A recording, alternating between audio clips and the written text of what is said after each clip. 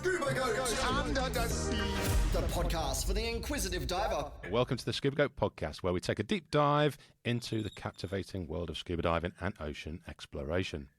Today we are thrilled to have a distinguished guest with us, a man whose passion for diving spans over 3 decades and has led him to become one of the most skilled technical divers and instructors in the Southern Hemisphere. Google the name of Pete Mesley and you'll find his namesake website, which contains his passion in life. 2 of which are the lust for rust and shock and awe big animal diving. And if that's not enough, you'll also find a rundown of all the technical training he has on offer. As a member of the Explorers Club, Pete's love for wreck diving has taken him to some of the most historically significant sites across the globe, where he has documented them through his stunning photography and his work as a safety diver.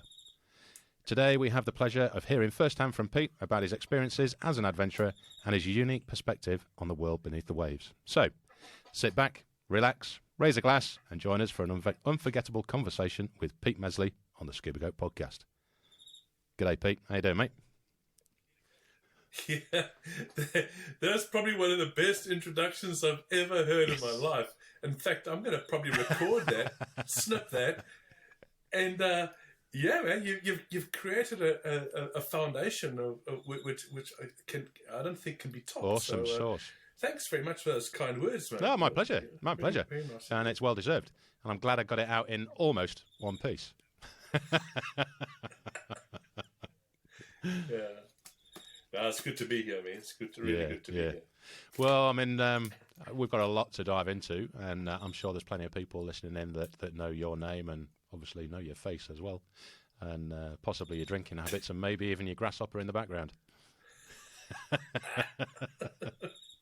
I've been trying to kill that bugger for the last couple of days now. So it's not an added soundbite where everyone's those silences that you have and you hear the cricket in the background tweeting and away. The tumbleweed going past. Hopefully we won't have any of those. Exactly. There's a good buddy of mine actually from America. He's a cracking photographer, and he's one of those people that's just larger than life, and everybody loves him. Ronnie, and he does that noise on his own. He whistles like a cricket. And you'll be sitting in the bar. What the fuck is that? Oh, it's Ronnie at the end of the bar. Is that him trying to kill someone's conversation? Is it the conversation's getting to a crescendo of deathly silence? I think so. Yeah? Hey, when we have some deathly silence in here, then at least we've got the backup. You got your support in the background. Okay. So there's obviously going to be other people on the show or listening in that haven't got the foggiest who you are. So, Pete, why don't you just give us a little bit of a rundown on yourself? Well, mate, after that intro, there's not much more to say, really. It's like a struggling diving instructor who's tried to make it in the industry for the last 30-odd years, and basically just kicking and screaming my way through to try and earn some sort of a wage and an income from the diving industry, and to be honest, like I just cannot complain at all, But the biggest part about my job is being diverse and dynamic, because like my training alone, it's very difficult to feed my family with just the training alone. So then my trips, the same thing with that, and I do a lot of film safety work and then contract photography, and each one in their own right won't be able to earn me a full-time living, but collectively it's basically brought me into where I am today, and to be honest, mate, I just couldn't think of doing anything else. So. Yeah. I hear what you're saying. It's a struggle, I mean, and it's a constant theme that comes up on the podcast about the lack of income within the dive industry. But I think you're one of the people that is a good example on put in the hard effort and the hard work, and like you say, diversify, and you can make it, and you can make it an enjoyable lifestyle. Oh, totally, mate.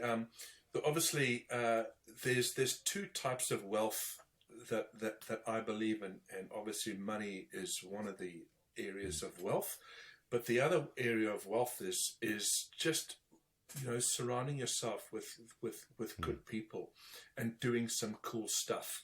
you know, and if I were to have a philosophy in my life or a life goal, is to do cool shit with cool people, and you know, like and maybe this is fighting talk coming from me now, because I've got a really really understanding wife who's got a very good job, and the mortgage gets paid every month, and so hence if I was led to make sure that I was to pay the mortgage every month, we'd be living out of a cardboard box, you know.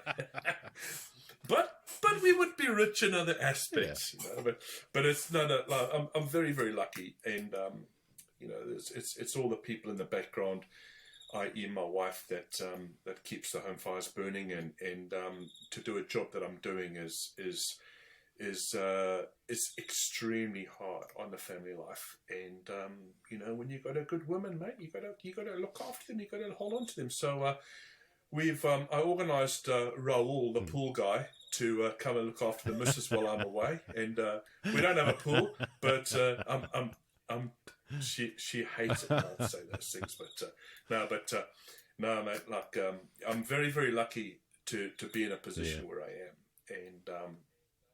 and you know, just meeting some really cool people along the way, and that's one of the biggest things, is because you know, we all struggle through our lives, right? So you know, we struggle with work, we've got to pay the bills and all the rest of it, and then the other struggle is what we want to get out of our lives, and you know, that big clock is ticking, and obviously I speak for myself, because you are in your youthful years, I am in my twilight mate, I'm years, not that far behind you, you know.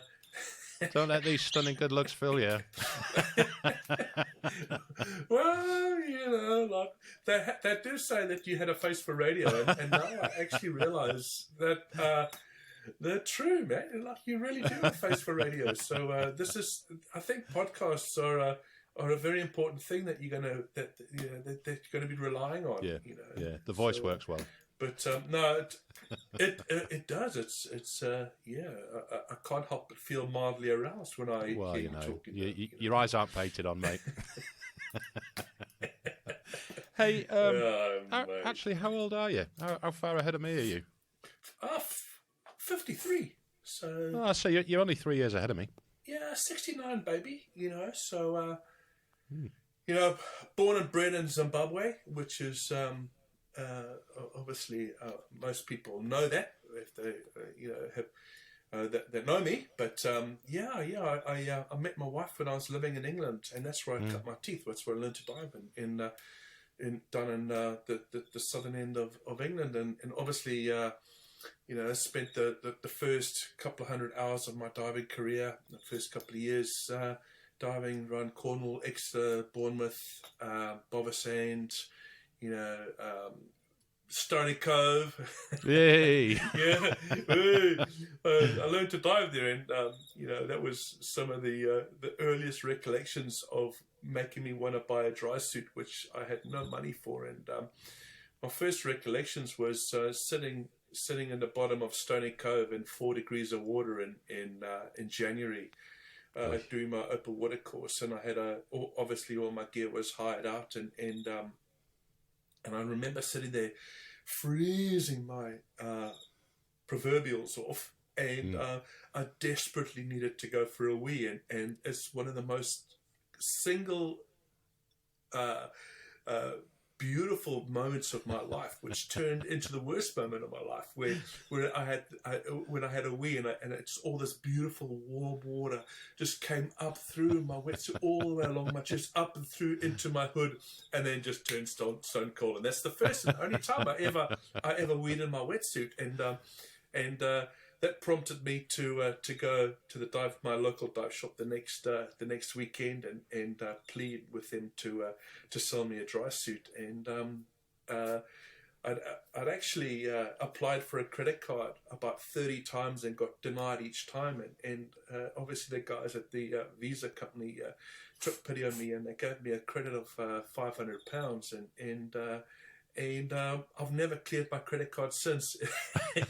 And that was in 1998, you know. And I've never looked back since, you know. Yeah. What was it that got you in the water then? I mean, hold on, let's back it up a bit. How the hell have you gone from Zimbabwe to the UK? What made that move?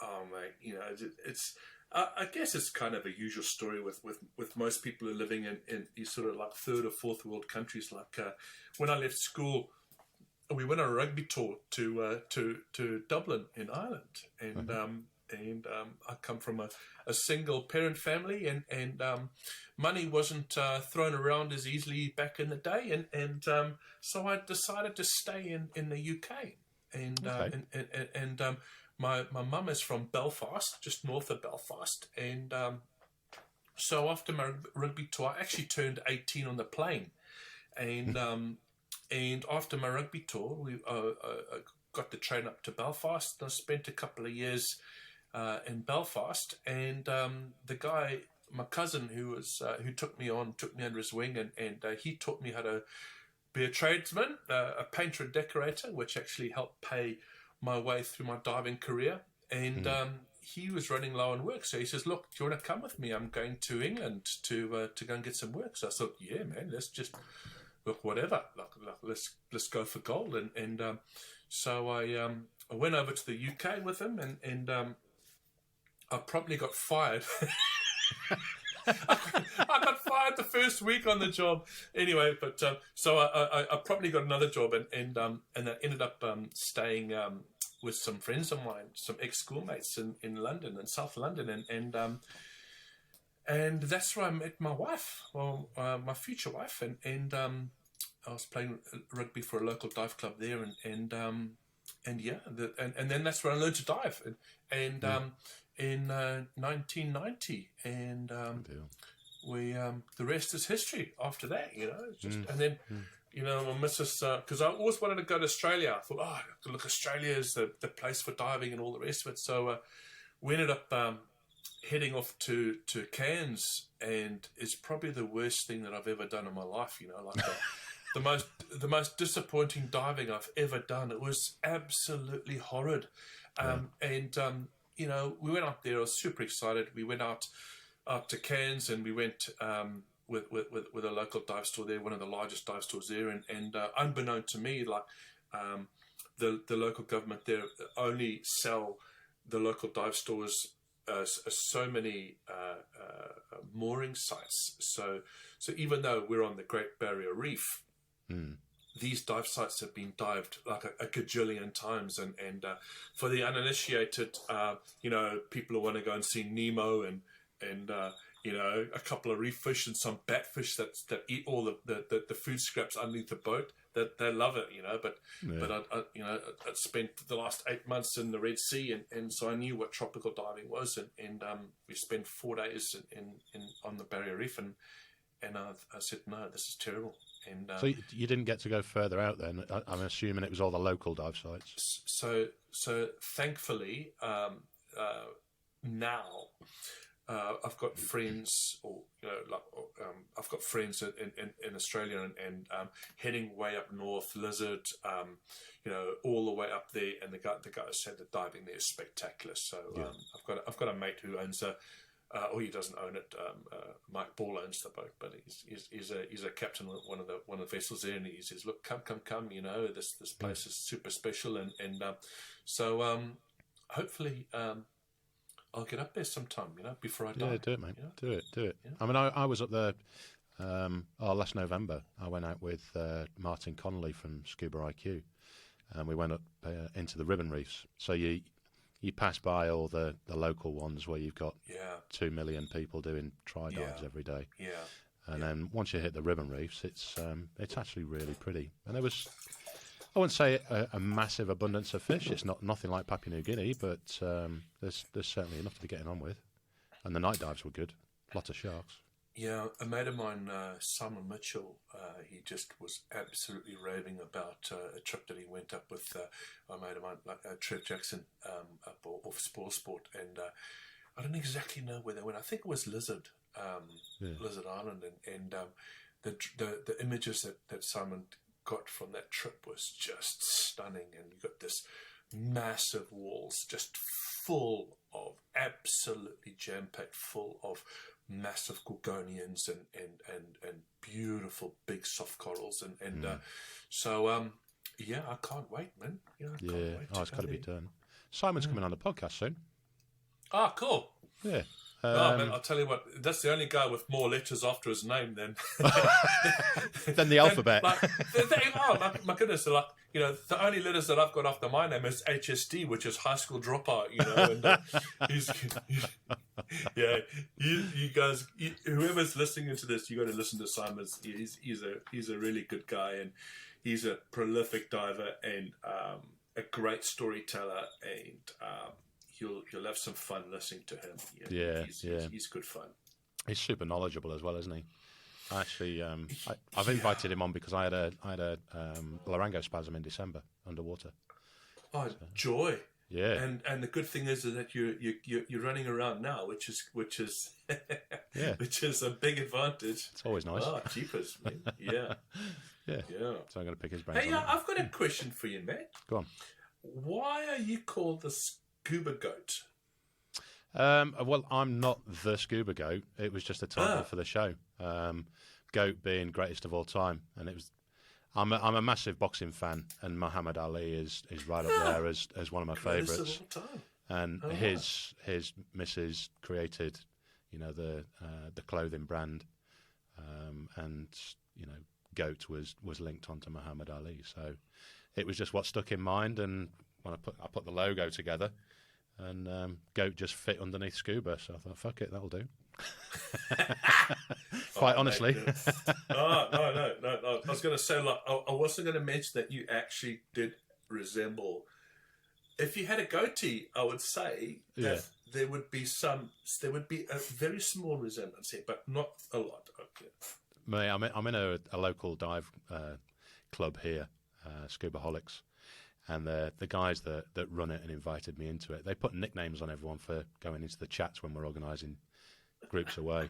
So my nickname is Billy Goat, and the missus has been put in as Nanny Goat. I'm sure she'd love that. Yeah, thankfully she's got a sense of humour, so we're all good. Now, cheers. Let's cheers, old bean. Let's talk about some diving, shall we? Sure. Okay. Excuse me. Let's talk about Truck, because you've been there once or twice, haven't you? Well, what a place, man! It's just like, I tell you, I didn't think a single destination could be as much fun for so many times. Like, I just come back in November, right? And that was trip number 36 for me. Oh. And maybe 15 or 1,600 hours in the water there.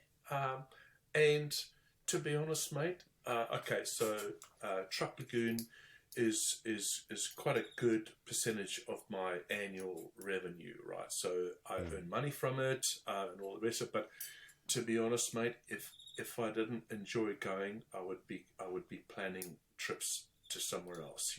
The place is just, it's so awesome. We've got, they say they boast 60 wrecks, but they're kind of, there is, but there's about 38 there, which are absolutely world-class wrecks. And 14 of those are deeper than 50 meters. The rest are in recreational diver depths. And that's why, in my opinion, Truck is probably dollar for dollar the best value wreck destination on the planet, because you can have relatively new, inexperienced divers coming there. And, really? They would have an absolute ball. Do you know there's 8 passenger liners there, mate? 8. Right? Jesus. So you're talking 550, 600 foot, 100, 150, 160 meter long ships. And most of these are in recreational depths, 40 meters of showing. I've done a couple of presentations or podcasts or whatever for the American public, and I've been talking foot. Thankfully, we can go back to metric, which is a big relief to me, So, oh man, it's such a lot of fun, and the cool thing is that with truck, you go there for the first time, and it's kind of the whole fun of going to truck for the first time is, for everybody, it's their bucket list, right? Oh, before I die, I want to go and dive Truck Lagoon. And that was my trip. So in 2001, I went for the first time. And that was my bucket list trip. And as it happens, the first day that I was diving there, I thought, there's no way that I'm not coming back. And that's when I started to plan and organize trips in the future from my 2001 once-in-a-lifetime trip to Truck Lagoon. And it's just keeps on giving, right? I've had, I don't know, maybe about 950 people through, coming through, quite a few repeat offenders. There's a lot of repeat offenders. And the cool thing is that once you come for the first time and you just tick off all the boxes you want to say, okay, I want to dive 28 wrecks in 12 or 14 days of diving, and that's just a lot of fun, But then you come for the second time, the third time, then you start calming down, you start getting to know these wrecks a little bit more, and it's just a mountain of fun. And your diving progresses. You learn some new skills, and you go back home and you learn some new skills, and then you come back again. You can do a little bit more advanced penetration, some deeper stuff. If you're not trained for deeper stuff, then we got all the gear in the world for all technical diving. Side mount buoys, the back mount twins. We've got rebreather accessories up the wazoo. I've got 60 sets of rebreather tanks. So. We can accommodate a lot of people, So, the cool thing is that I charter out all the boats, and the boats take 6 divers, a maximum of 6 divers per boat, and we put 1 boat per wreck. So, even though I'll have 30 or 40 people on the trips with me, you'll never see the other groups when you're diving, and then everyone just converges at the bar in the evening. Yeah. it's like, and then everyone can talk about their day's diving and chat about what they're going to be doing the next day and all the rest of it. So it's super, super, super fun. Well, let's paint a bit of a picture, because anyone who's listening in, has an imagination, and most divers will have heard of Truck Lagoon, but you assume it's all kind of liverboard diving, that kind of thing, and I'm assuming, I've seen 1 or 2 photos, I must admit, but you've got smaller boats that go from the shoreline out to the dive sites, correct? Yeah, totally. When I first went there, I looked very hard into all the different options, and I thought, well, very, very early on, the liverboard option was just completely scrumpled up and thrown in the bin, because you've got 16 divers descending onto the same wreck. Everyone goes to the same places. So now, as long as you are number 1 or number 2 all the time, then you'll be fine. Yeah. But if you're 3, 4 or 15 or 16 and you go into the engine room, then it's just going to be pea soup wherever you go. And so the land-based operation works extremely well for me. And we've got oxygen generation plants there. We got everything, helium, and basically we head out. The dive sites are only 15 minutes. The furthest dive site away is one of the only 2 destroyers in the lagoon, a wreck called the Oiti, and that's the furthest away, and that's 12 mile away. So that's 45-50 minute boat ride. But the rest of the wrecks are all within 15 minutes boat ride. So you go for leave around about 8 o'clock in the morning, get in the water 8:30, get out the water about 10:30, 11, come back, have some lunch, have a little sleep, get back in the water at about 2:30, 3 o'clock, go for a 90-minute dive in the afternoon, and you sit for the rest of the time processing pictures and having a few cheeky reds. It's great. It's an awesome time. Yeah. And I love it. And how are you using the local dive guides there, or the people that are coming along just leading themselves?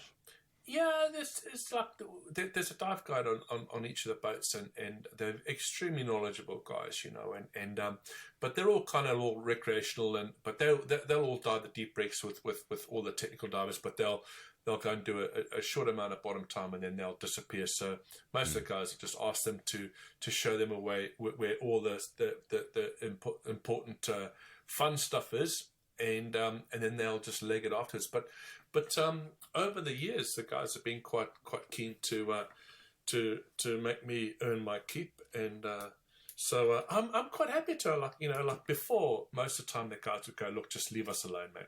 We know the blunt end, and we know the sharp end of a wreck. Like we know all the bits in the middle. Just give us a good briefing and just leave us be." And so I've been doing a lot of photo workshops and helping people out with photography and also the guys say, "Look, we want to go here, we want to go there," and there's a few little scary monster sphincter factor 10 dives, and the guys really want to. I don't know why, but they just want to be frightened. So I'm quite happy to take them in and show them a good time, And, But there's just a lot of fun, a lot of fun there. And when are you going out next again? Soon.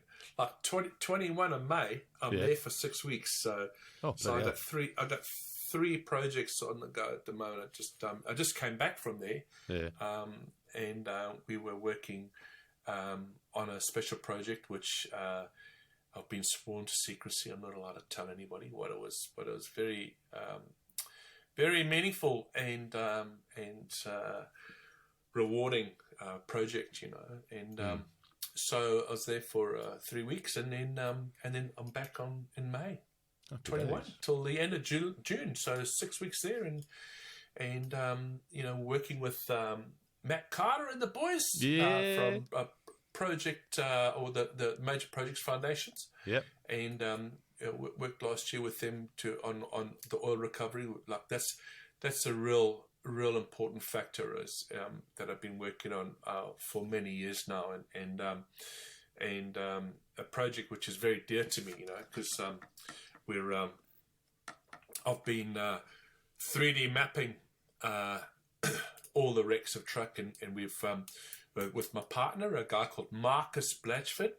He's an absolute guru in the 3D photogrammetry circles, and so Marcus and myself have partnered up, and we've smashed out 12 wrecks now, 14 including the planes, and Marcus is coming again in June, and we're gonna smash out a few more. So we're hopefully going to finish the 38 wrecks this year, and have the 3D models and create that baseline, and having that baseline of all the wrecks and truck, in my opinion, is just so important, because I just wish that we had the technology like 25 years ago, and to be able to have these models secured for eternity, and a lot of this is happening around the world now, which is great. Like there's some people producing some super awesome stuff, and it's just like we don't understand and we don't realize that everything is going to eventually be this big pile of orange silt on the bottom, and having these models are there forever, and historically, when people are learning about history, you got these kids that put the 3D VR goggles on, and they can actually go through a virtual swim through around these wrecks, and they may have all disappeared.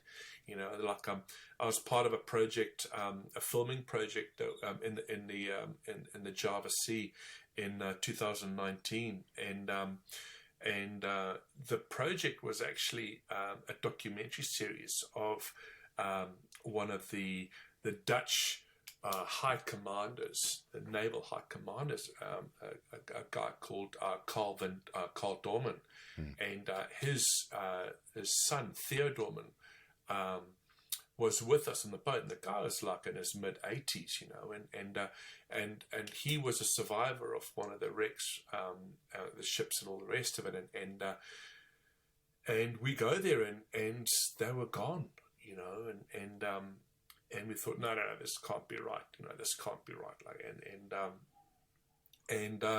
so we had a guy, Scotty Willem, who was doing all the sonaring, the bottom scanning, and he had a super awesome WASP system, which was actually designed by Kiwis, and he scanned the bottom, and there were these huge holes where these wrecks had been literally taken out by grabs, and so there's a big documentary about that, and all these ships are gone. So people have physically come along and taken them. Yeah, and what a story it is, and it's like, I'm not much of a conspiracy theorist, and I've dived a lot of wrecks which have been salvaged before, and like when salvagers come, they blast the crap out of them.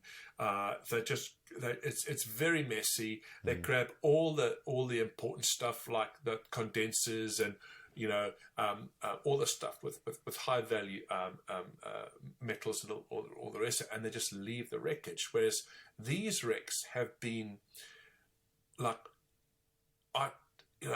systematically and taken out, like 100% taking the wrecks off the bottom, and with like military precision, right, and with surgical precision, and so we went down there, and a good mate of mine, Andrew Simpson, who owns a dive store in Auckland here, and he was filming on the trip with me, and I was taking stills, and we managed to positively identify through the wreckage, like we would bring up shells, 4-inch shells from the wreck sites, and we got portholes, images of portholes that were left in the wreckage there, which positively identify the wrecks, and they were just taken away. They're just gone, and then the guys interviewed some of the fishermen. Excuse me.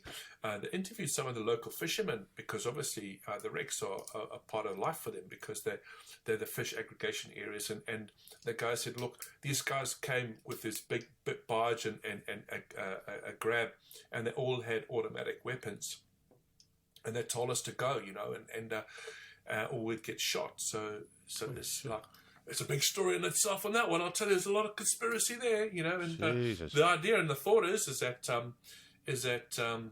because the South China Sea is a big thoroughfare there. So you got all the Chinese and the American and the Australian submarines go like this, and they all know where all the wrecks are. So all the submarines go and sit beside a known wreck, and then when the ships above it are pinging for them, But again, this is just a conspiracy theory, and we'll leave that to another. We'll leave that to the bar, the Sunset Bar in Truck Lagoon, when you come with me. We're in the bar now, mate. Fuck it, go for it. Speaking of which, I'm just going to go and grab another beer. 2 seconds. Okay. And we're back. Nice. Cheers, mate.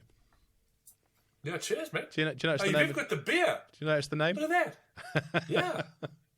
I'm going to have to get my own brand of wine. Yeah. Yeah. I always think that if I never chose diving as my vocation, what would I do? And I thought, there's 2 things that I'd do. One, I'd be a paramedic, because I just love gore, man. I've had a couple of opportunities to fix broken people up, and I actually loved it. There was just blood and guts everywhere, and I absolutely loved it. And then the second vocation would be a winemaker. Okay. But then I thought, hey, hang about, look, I'd drink all the profits, and then I'd end up like penniless, and then I'd say, well, hey, I'll be exactly the way I am now, you know. Yeah, So, yeah. Someone else paying the mortgage, and it's not going to. Yeah, exactly. So we're still in the same position. So who are we blaming these wreck disappearances on? The Americans? I don't know, mate. Trump. Let's blame Trump on something. Yeah. I can only imagine that. I mean, that makes sense if they take away wrecks where subs are hiding, but they'd have to be bloody big wrecks. And mate, these are like they've taken the Exeter, the De Ruyter, the Java. And all these are heavy cruisers and light cruisers. You know, they're big ships, man. And the big thing is now is the fact that because there was there's a film crew that snuck back in about 6 months after our trip, and out of Surabaya, these barges would come in.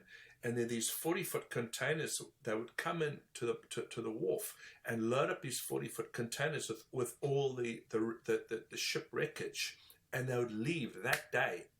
They're gone, you know. And so people go, oh, it's the scrap metal, you know. It's highly sought after. That's a load of bollocks, you know. And again, these wrecks, the 100% of the wreck is taken. And that's really what got me thinking was you know, like salvers, like Scapa Flow, for example. That's a great example of salvers, because the guys go boosh, you know, that open up the hull, they grab all the expensive stuff, and they just leave the rest of it. Not like you know, the South Sea and the Java Sea, and you know, it's just the wrecks are gone, and well, you could think about private collectors, but that would have to be someone with a shit ton of money to do that, wouldn't it? Hey? Where would you put them? Stick them in your garden as an ornament? well, I think I said to take away the whole rig, but I don't think it's in one piece. I think they sort of like, No. But that would be a nice. I think that would be a nice thought. You know, to have half of a ship, half of a heavy cruiser in your backyard. I think that would be quite cool. You know? There's some little rich kid's playground now. Yeah. They just get a little cut and they get tetanus and they die. You know, it's just like it'll be easy. A little bit of poetic justice, really. Hey. Anyway, just backing up to truck a little bit. What's the background behind it? Why is there so many boats there? Why is there so many wrecks? Oh, mate, yeah. Truck was America's response to Pearl Harbor, and what happened there was you know, in February the 18th, 1946, what had happened was Americans sent reconnaissance missions from Kwajalein, and they went over Truck, and they'd basically seen that the Truck Lagoon obviously is a massive natural harbour, and they were hosting a lot of warships. The Musashi, the Yamato, all of them were there. All the greats. There's a couple of aircraft carriers and everything there. So, oh my goodness, can you imagine if the Musashi was sunken Truck? I'd have a house there. I'd be living over the site, you know. Yeah.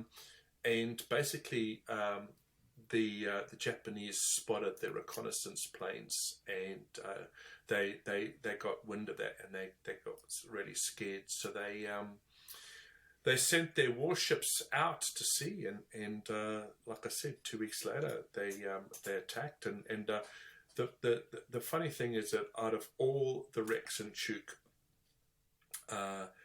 there's only 2 warships. There's 2 destroyers there. One is what I mentioned earlier on, called the Oiti, and the other one is the Fumizuki. And so Oiti is at about 62 meters, and the Fumizuki is in 40. And the rest of them are all Marus, merchant vessels. So you've got submarine tenders, you've got vessels which would carry troops and munitions, arms, bombs, supplies, etc., etc. So there is a lot of stuff to see there, but only 2 warships. That's why bikini and truck are just so different in themselves, you know, and that's but the cool thing is that for pretty much any diver, they can go to truck and enjoy themselves for, I would say, if you went for 6 trips, you would, like I said, I'm 36 trips in, and I'm still not getting bored. But I'd say for your normal atypical diver, they come for 6 trips, and you'd never ever see what you wanted to see. It's just an incredible place. Sounds awesome. Yeah, that's why I like to keep on going back. Would you say that the better way to do the 2 locations would be to do truck first then, and then bikini? Oh, 100%. Yeah. Truck is, like, all I'm going to say to people that are listening here, if you've never been to truck before, come to truck.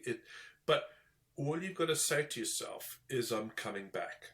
Now, it might not be next year, it might not be the year after, or it might not be the year after that. But as long as you say you're coming back, then you're not going to try and see everything. It's humanly impossible. I tried. For the first 11 trips, I tried to see everything in one trip. Yeah. You know, it's humanly impossible. So you can have so much fun there, but you've just got to say, look, I'm coming back. And what I normally say to people is every 2 years. So you go back home, you absorb what you've done, and then what you do is that you do a little bit more training if you wanted to, if you needed to, and then you start saving, and then you pre-book for your trip in 2 years' time, and before you know it, it's 3 months away, and you come back again, and your second trip will be 100% different from the first trip, etc., etc. You know, it's just but that's only one destination, you know, but you're gonna have some fun, you know. Yeah. And getting to truck, is it? I might be getting them confused, but truck, have you got to go through Guam or something like that? Oh yeah, you got to go through Guam, but so now if you're coming from oh my goodness, if you're coming at the moment, Australia is quite hard, because back in the day, like I remember back in the day, I used to fly up to Cairns, and then I used to fly into Cairns in the morning and get the midnight flight out of Cairns to truck, and it was incredible. It was awesome. But that stopped a number of years ago, and then Air New Guinea started flying, and they were doing a great job until the pilot thought that he wanted to see whether the boat would skid along the water before the runway, and didn't quite make the runway. And that was an interesting thing. And you know, unfortunately, one person didn't make it. You know, one person died, which is a great tragedy. You know, but yeah, it's still sitting in the bottom of the just before the runway there, and we might even see if we can sneak out and go and do a dive on that at some point, you know. But I think at the moment you got to go through either Manila or Narita. So going from Auckland from here, it's quite funny because we quite literally fly directly over truck to get to Narita. So from Auckland, I've worked it out. You see, this is what spare time, what COVID does to you. It takes 6.5 hours to fly from Auckland to truck direct. Yeah. So what I do is I fly Auckland to Narita, 10.5 hours, and then I fly back from Narita to Guam, and then from Guam to truck. But hey, listen, it's like flying is like, you know, like I never ever complain about flying, because you're either going somewhere cool or you've come back from somewhere cool. So I never ever complain about drinking for hours in airport lounges. You know, one of my favorite places is Narita because it's the first automated beer machine I've ever seen. Have you ever seen an automated beer machine? No. A beer dispenser? No. It's like I don't drink beer. Like I'm a wino, right? So I don't drink that much beer at all. But I find myself captured by drinking so many of these pints of beer. They're glasses, so they're not a pint. All right? So they're glasses, but so you put it into the machine and you push a button and it angles the glass and it pours the beer in the glass. It straightens the glass and then there's another frother and it goes. Get out of it. And nope. No. I haven't been game enough to video it because, you know, like I hate these people online on social media that video themselves or video things doing them to themselves and all the rest of it. So I'm not a big fan of that, but hopefully someone will video it, and I still get enough immense joy watching that beer dispenser. Well, you're going to have to do it now that you've mentioned it because I want to see it. All right. Well, listen. I'm going to have to go at a time where no one's there, and just like you know, one of the funniest things is that, you know, people often wonder. They said to my kids, you know, they said, what does your dad do for a living, right? And my kids sit there going, I don't know. He drinks wine for a living. You know, he's a professional wine drinker because all the social media pictures is of me with a glass of wine in my hand. And my kids have kind of thought, And then when people say, hey, man, what does your dad do? You know, because we don't see him for weeks at a time. And then when we do see him dropping you off at school, it looks like he's just been let out of prison. Hang about. Has he been let out of prison?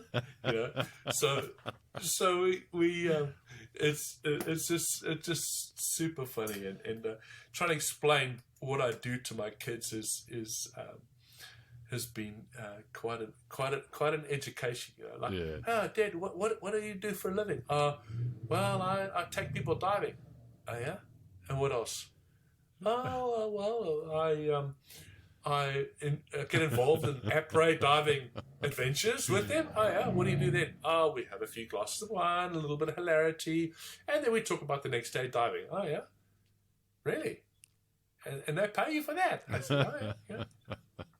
I must admit, we had a little bit of a giggle earlier on today when you sent through the photos for this episode, and you've got the profile photo of Pete Mesley, and then there's Pete Mesley in his dry suit and tanks and sitting on the side of a boat, and then a third one comes in, red wine. Yeah. So that's more how I'm commonly known.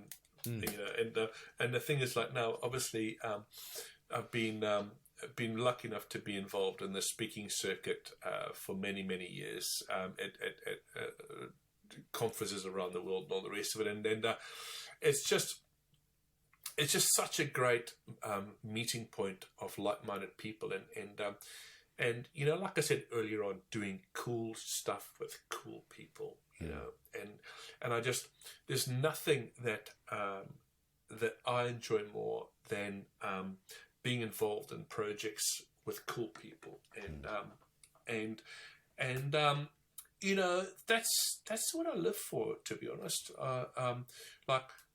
Teaching is a big part of my job and all the rest of it. And I've done some cool work, like I work on Avatar as a camera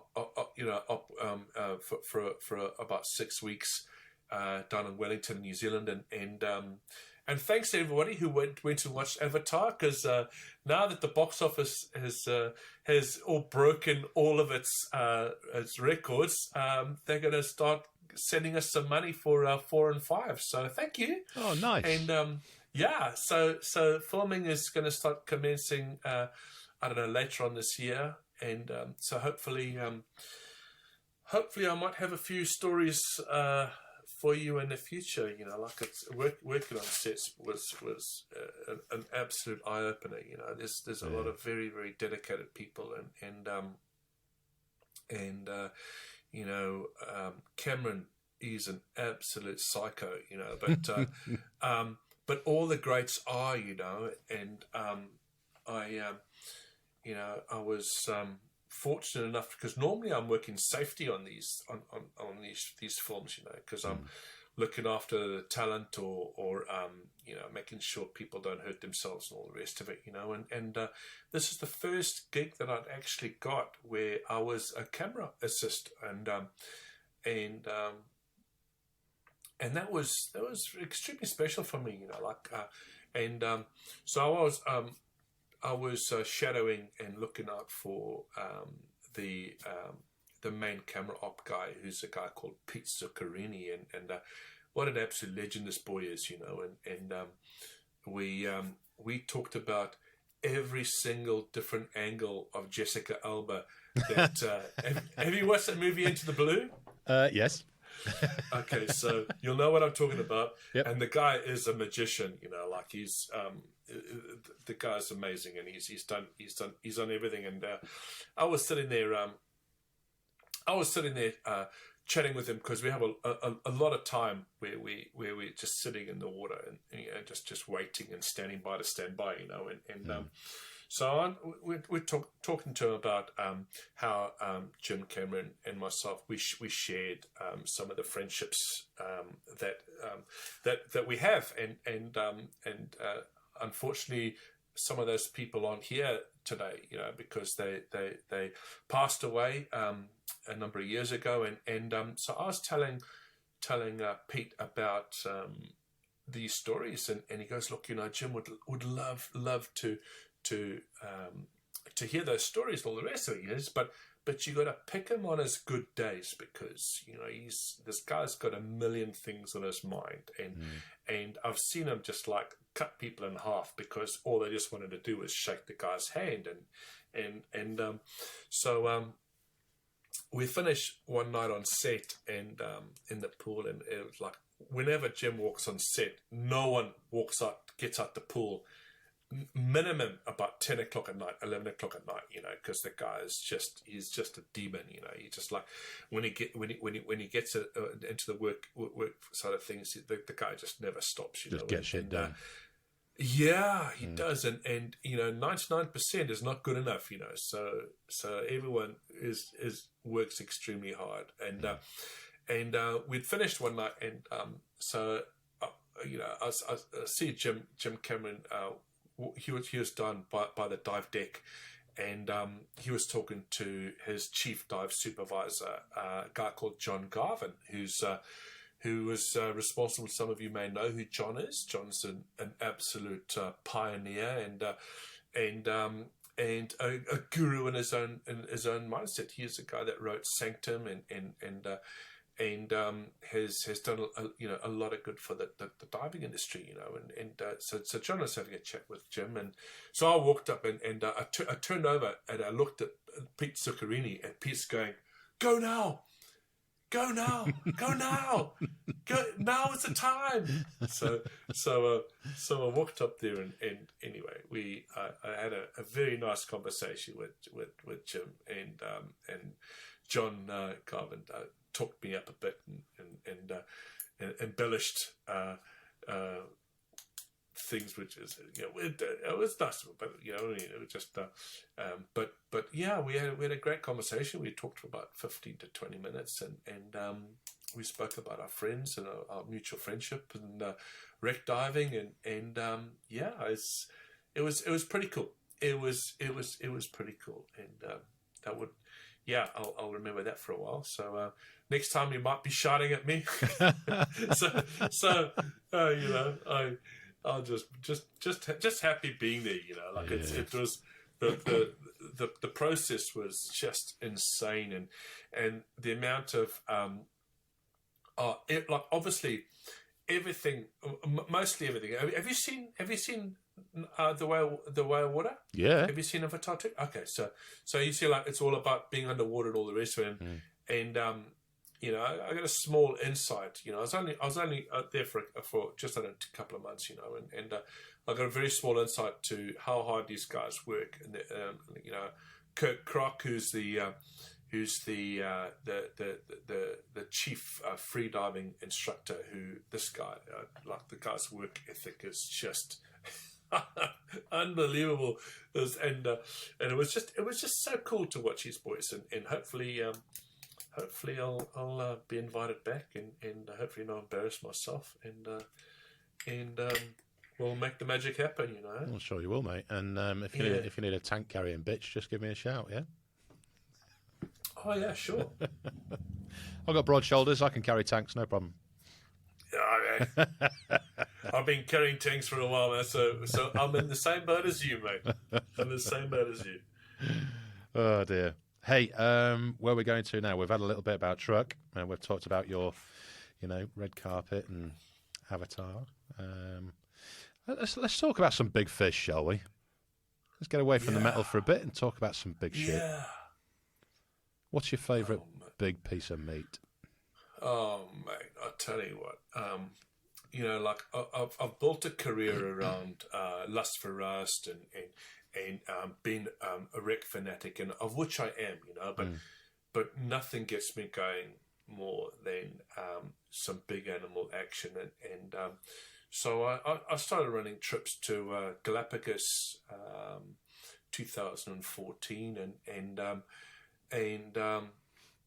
my goodness, that is a destination where so I've only been like 7 times now or 8 times now, so I'm still a noob, right?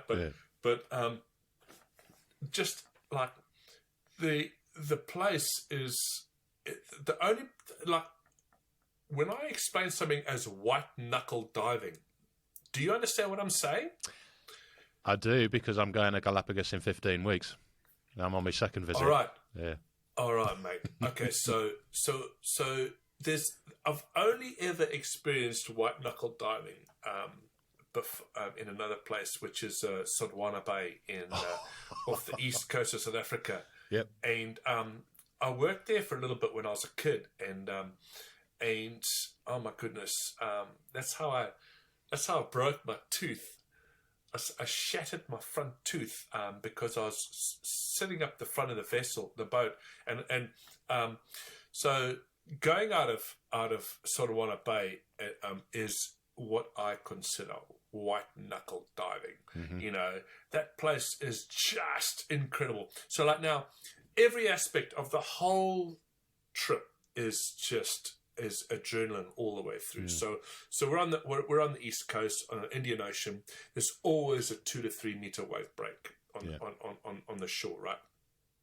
And so in the place where we're diving out of it's all ocean, right? And there's this little cove called Sodwana Bay, and then they get the tractors and they push the boats into the water. So we sit on these twin hull absolute fire machines. They've got twin, like 350 horses. These things just go from 0 to like a gajillion miles an hour in 3 seconds, and we basically dodge through. These skippers are just absolutely amazing. And so we basically dodge through the wave breaks, and so we get out through the wave break, and we head out to the dive sites, and it's just some of the most amazing diving that I've done, and so once we get out to these sites, what happened with me was we're all on whale watch, right? So you got your mask and your snorkel around your face, and you keep your fins on. So we're going along the coast, parallel to the coast there, and we're heading up to dive sites called 5 and 9 Mile Reef, right? Mm-hmm. And we're heading up there, and we're on whale watch. So I see this pod of dolphins, right? They're all just jumping through the waves, all the rest of it. So we're sitting there and everyone's going, oh, that's amazing, that's amazing. So I just turn to my right and I look up, and there's this rogue wave coming right alongside the boat. It's going to capsize us all. And I shout, wave, wave, wave. So Skipper, young guy, right? We're all young kids back in the day there. But so he just turns the bow into this wave, and the boat goes like vertical. Yeah. Right. So, of course, yours truly is about 5 meters in the air on the bow, and this boat comes down. and I crunched my chin on the crossbar, and my tooth just shatters and it goes straight through my bottom lip. Right, I just put my tooth all the way through, and there's claret everywhere, and everyone's going, "Oh no, what's going on?" And so like now, to get out to 9 Mile Reef it's very prestigious because we only go out there like once a week, and the guys were. Everyone on board the boats go, "Oh my goodness, are you okay?" And I'm going, "Yes, I'm fine." Yeah. And of course, my bottom lip looked like Bubba Gump, and there was a bit of blood there. And I basically stuck my finger in the hole, and my tooth is broken. And the guy said, "Oh man, shit, do you want us to go back?" I thought, "No, man, we're not going back. We're going to do the dive, man." And so anyway, we did the dive. I had to hold the regulator in my mouth because my lip was so swollen, and I think the salt water was very therapeutic for it, and of course on that dive we had this massive tiger shark just come around and just come around us, and that's quite common. Like we get buzzed maybe a couple of times a week, and that was one of the earliest big animal encounters that I'd had as a kid. And I thought, oh my God. Now, everyone goes, "Oh, shark, shark, shark. Oh my God, I'm going to die." But like these creatures, man, this was a massive female. And of course, so we briefed, right? So we briefed because it's all drift diving. So I was up on a deco marker buoy, and so we're doing our safety stop because it wasn't too much technical diving or deep diving back in those days. This is 91, 92 around there, and so I was sitting there with the marker buoy and the reel. And I said to everyone, "Just come round." And I was just playing the idiot, like I normally do. And of course, this tiger was just circling around everybody. And like, I was like, "Hey, look at me, and because like people would have shit their pants, right? If they'd seen this massive, big female. And of course, the skippers are super clever too, because they are just following us all the way along, right? They're just following. And so, this guy, this big boy was a big South African boy called Johan. I'll never forget this guy. He's like the guy was like 22, but he was built like a brick shit house, right? So maybe, I don't know, 120 kilos. Just a big boy, right? And so part of the thing is that with tigers is that you're quite at risk when you're on the surface, right? So what you do is, or what we did was, when we surfaced, there was no messing around. So what Johan did was he'd hand me a pole, right? And I would just like hold on to a little bit of rope on the sides because the boat was always drifting away. So I'd hold on to the pole and I'd keep my head in the water and I'm making sure that this thing, I just like push it away. Yeah. And of course, he's going to the clients, "Hey, don't worry about taking your gear off." And this guy was so strong, he would just like lift people out the water with the gear on. They go, "No, it's okay, I'll take my gear off in the water." No, don't. And he was like pulling them in. It was, oh man, I'll tell you what. But that's what got me going, man. And but Galapagos, man, Galapagos is like, it's just something special, eh? Wolf and Darwin, like, who are you going out with? I lead expeditions as well, so this is a trip I'm taking 12 guests on. Amazing. Yeah. And what vessel are you using? Master. Okay. Master liveaboards. Yeah. Okay. Yeah. And but oh man, I tell you what, Darwin, just those hammerheads, it's just impossible to get that vision out of your mind, It's remarkable, isn't it? Yeah, and some of these frames that I've taken, and I've counted like over 100 animals in these frames, and I just it's impossible to get sick of those visions and those sights, high current. It's again white knuckle diving. Like you got negative entries, descents, high current, and it's just fun from the beginning to the end. But even with all the hammerheads and the Galapagos sharks and the whale sharks and the dolphins and the and the mantas and the long tail stingrays and the eagle rays, there's what really made my trip were those marine iguanas. Oh, they're amazing, aren't they? Those, like, my goodness, man, like.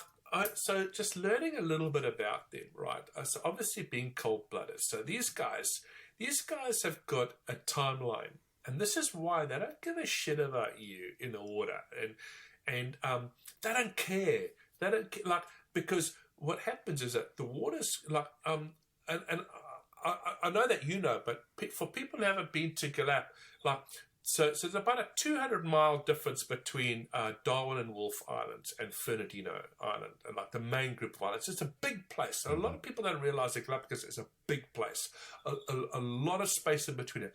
There is a 10-degree centigrade water change in temperature between Darwin and Fernandino, right? So 25, 26 up north, and about 11 or 12 on Fernandino. Yeah. And so like now all these marine iguanas, and they're not big, eh? I thought they'd be big, but they're not that big. So they're about a foot and a half, or just over half a meter. That's it. These things aren't that big.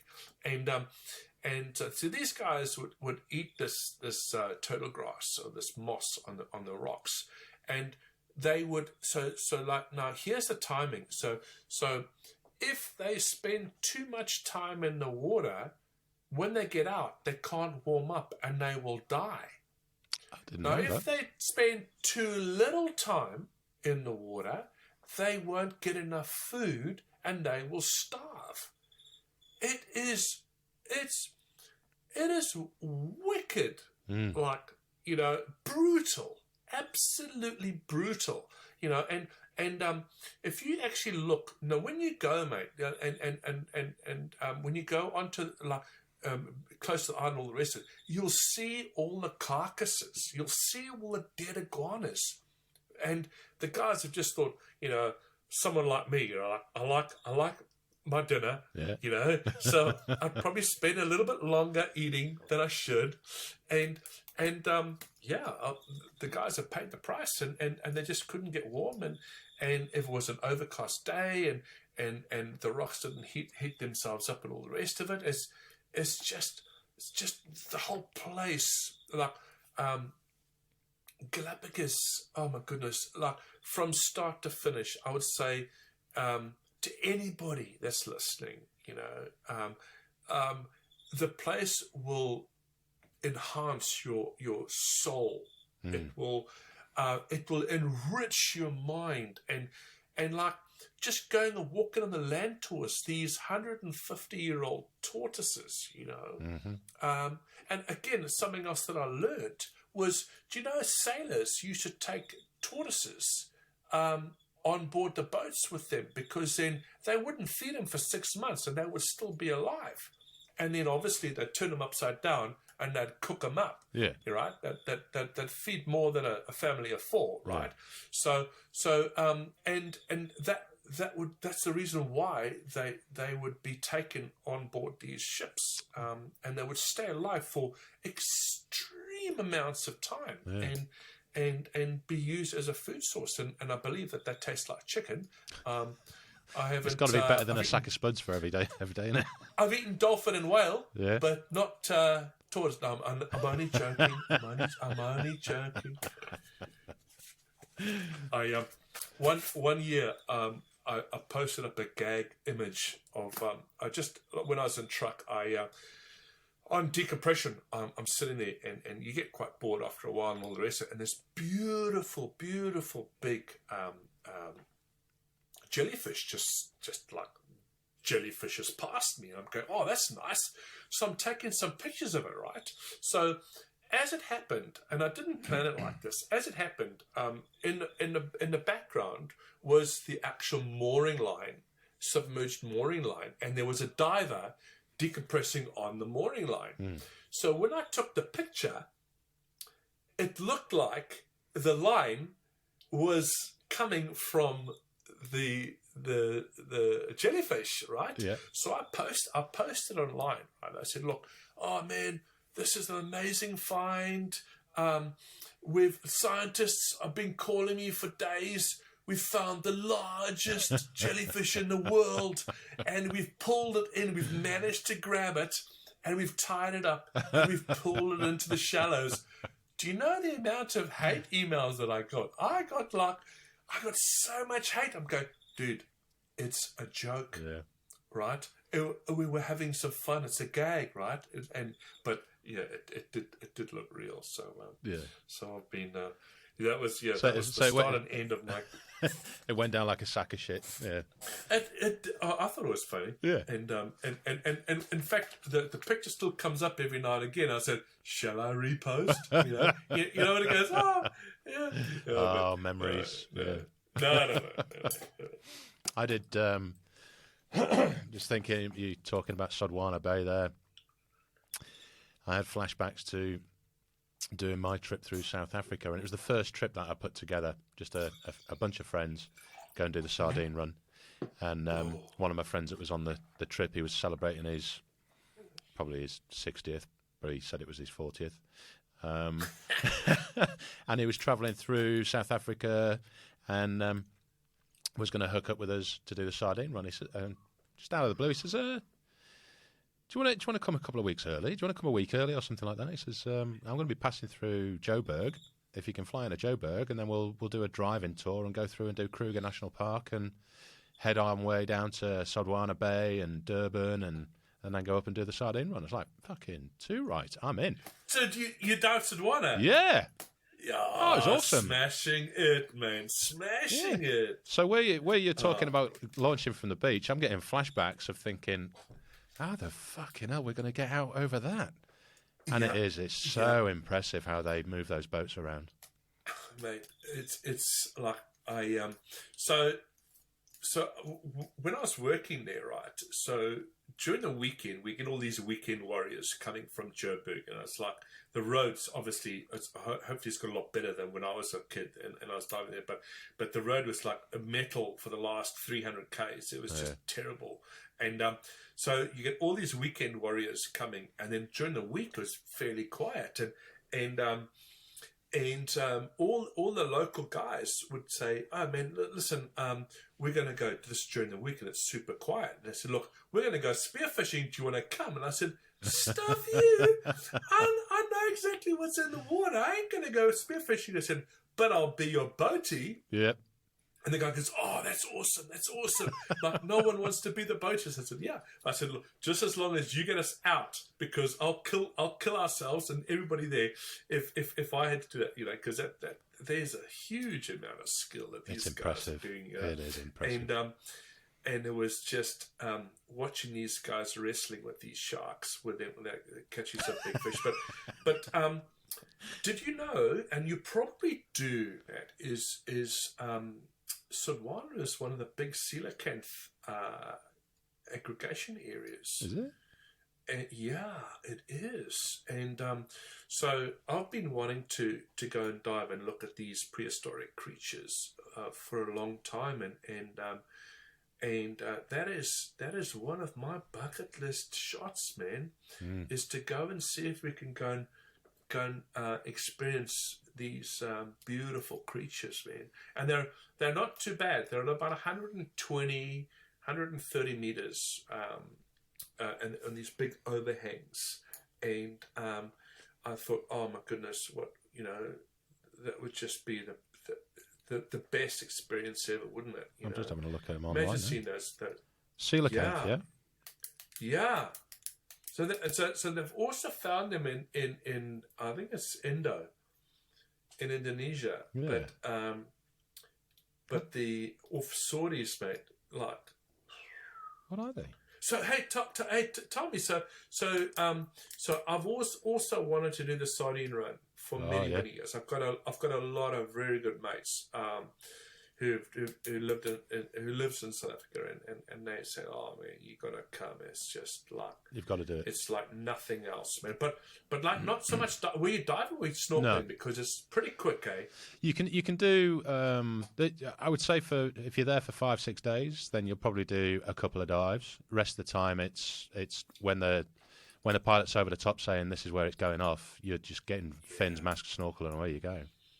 That's what I've heard. It's just like super, super quick, and it's you got to get in and out the boat like 100 times, and super dynamic, and you've just got to be quick and Johnny on the spot. And if you're messing around with your gear and blah blah blah, have you heard of offshore Africa? It's Debbie Smith, who's part of the Women's Divers Hall of Fame, and her other half, Rob Nettleton, and they operate out of Port St John's.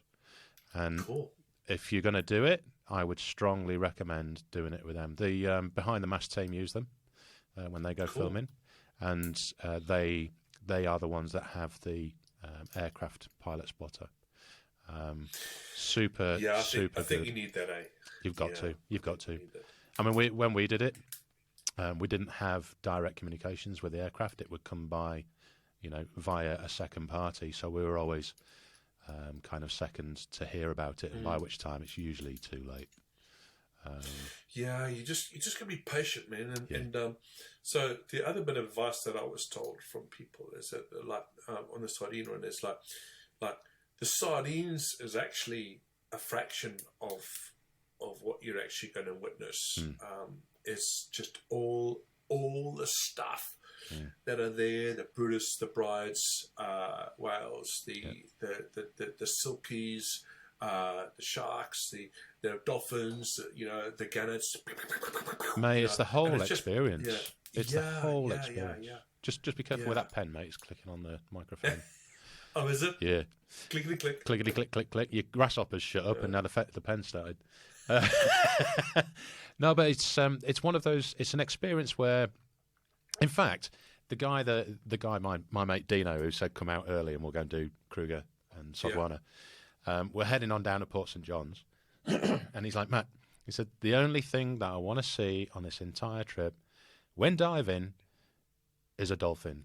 I said, mate, I guarantee you're going to get a dolphin. He's like, no, fuck off. You can't guarantee. Now this guy's an experienced diver. He's dived all over the world. Never seen a dolphin while he's diving. He says, there's no fucking way. And imagine this little Welsh accent. There's no I can't do accents, but there's no fucking way you can guarantee me a dolphin at all. And the very first day we get a super pod of about 3,000 dolphins. It's a phenomenal experience. You would love it. Oh, mate. I like, so COVID, right? So everyone's going, oh my God, COVID. But COVID brought out a lot of good things, in my opinion, and we've all just learned to realize just how much we don't need, and all this stuff that we just that we just don't need in our lives. And I was really quite fortunate because I got quite a bit of natural history work, and we spent like 6 weeks on a BBC shoot doing false killer whales, and just being around these creatures, and we also did another 6 week shoot on orcas.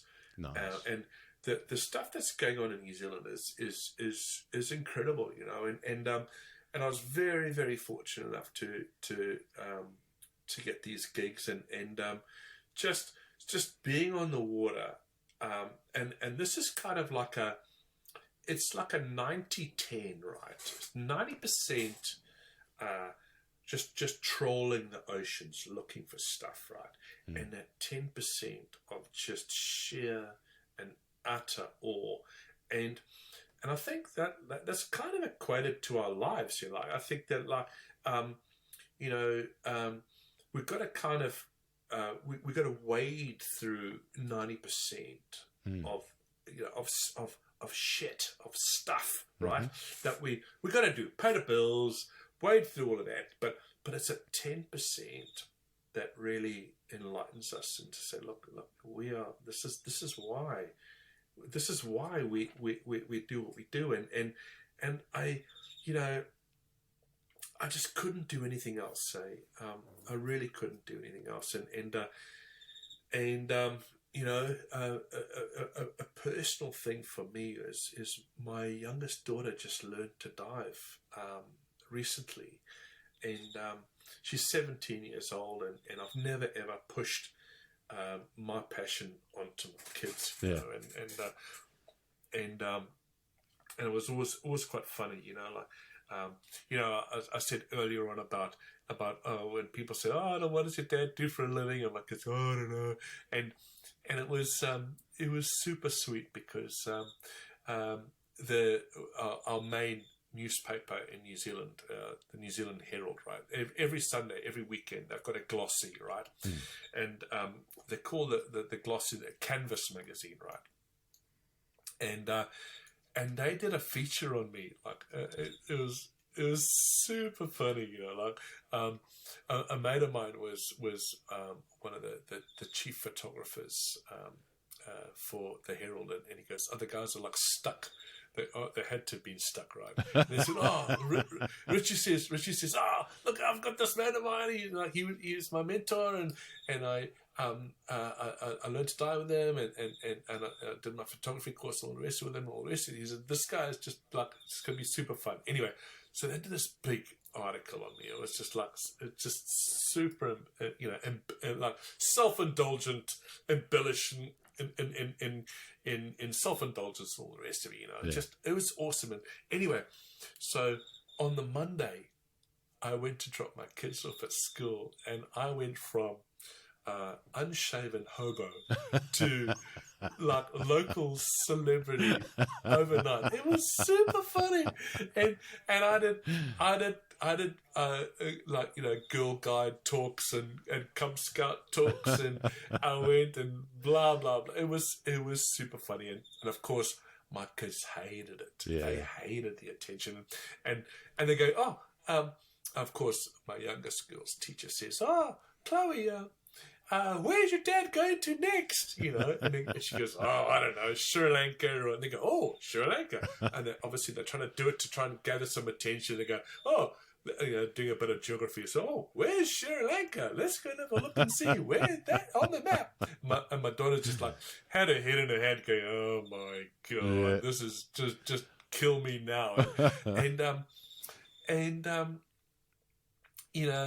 They're only now starting to realize that they're going, you know what, you can do some pretty cool stuff, like all the kids in the world these days, all they just need is just like new phone, got to buy more shit, more stuff, and then all they need and all they want to do is they want people to see them for what they aren't. And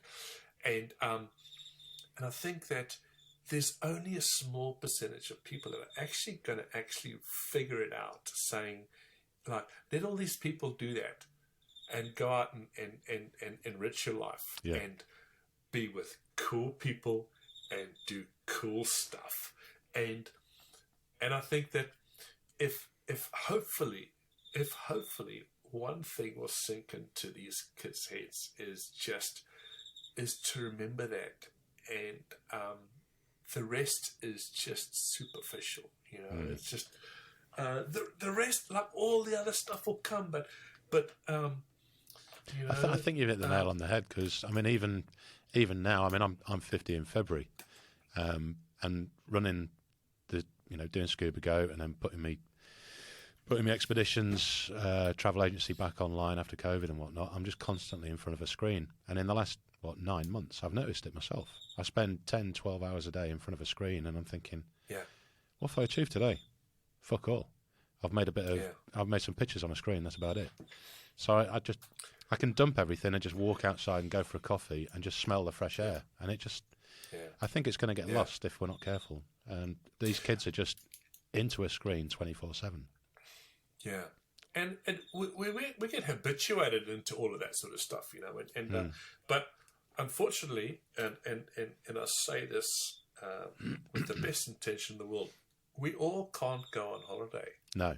We all can't be in this business. Like, do you know how many people say to me, "Oh, I wish I had your job"? I say, "No, you don't, because you're the one paying to come on my trips." He says, "I can't even afford to go on my trips." Yeah. You know, and I said, "Look, you just keep on doing what you're doing, mate. You're a lawyer, you're a surgeon, you're a doctor, you're a builder, because those guys are loaded. You're a plumber, you know." Shit, the last plumbing bill that I paid for was like cost me an arm and a leg, you know, and the guy is still laughing at me today, you know. Yeah.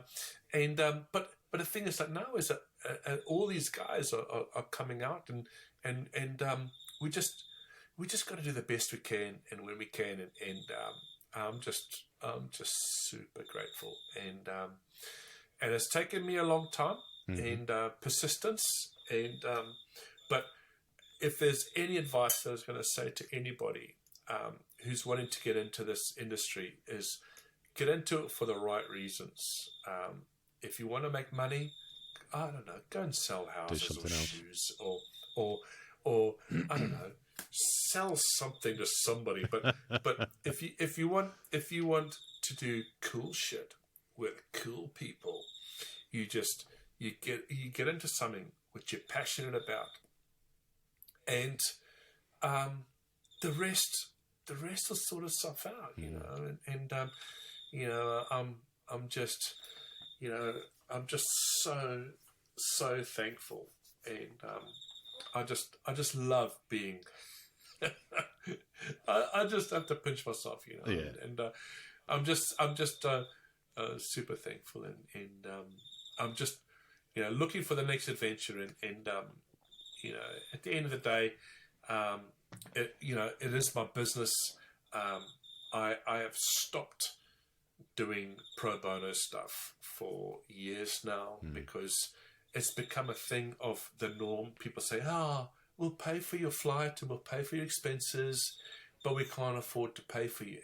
And unfortunately, as a dive professional, that's quite hard, because even though we're passionate about what we do, you know, I get, I would say maybe 4 or 5 emails a month of these people, these journalists going, "Oh, I'm doing a story on Bikini Atoll, and I saw your pictures.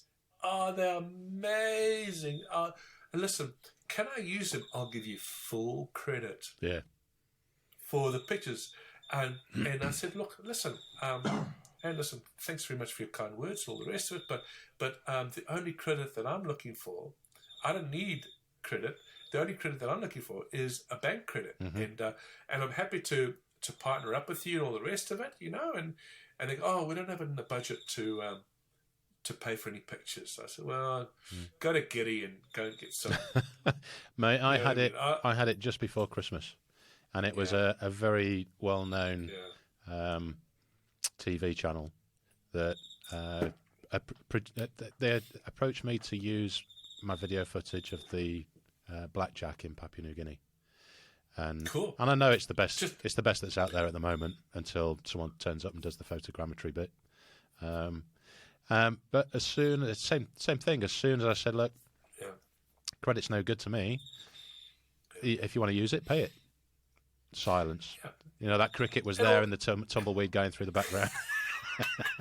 Yeah, and the thing is, I know is the fact that you say, "Look, credit," and the thing is, like, market rates for market footage for market rates. So, like, no, I don't want anything more or anything less. You know, like, it's just like being a professional, and then, and I think the more times people say no, the more it validates our industry, and that's probably the worst thing about our industry, is because is that people, like, you got diving instructors who teach for self-actualization, right? They go, "Well, I don't need to earn money from teaching, so therefore I've got a successful company that I make my money from. I just want to feel good about myself to teach, so I don't want to charge people any money at all." And then now people are going, "Oh, hang about."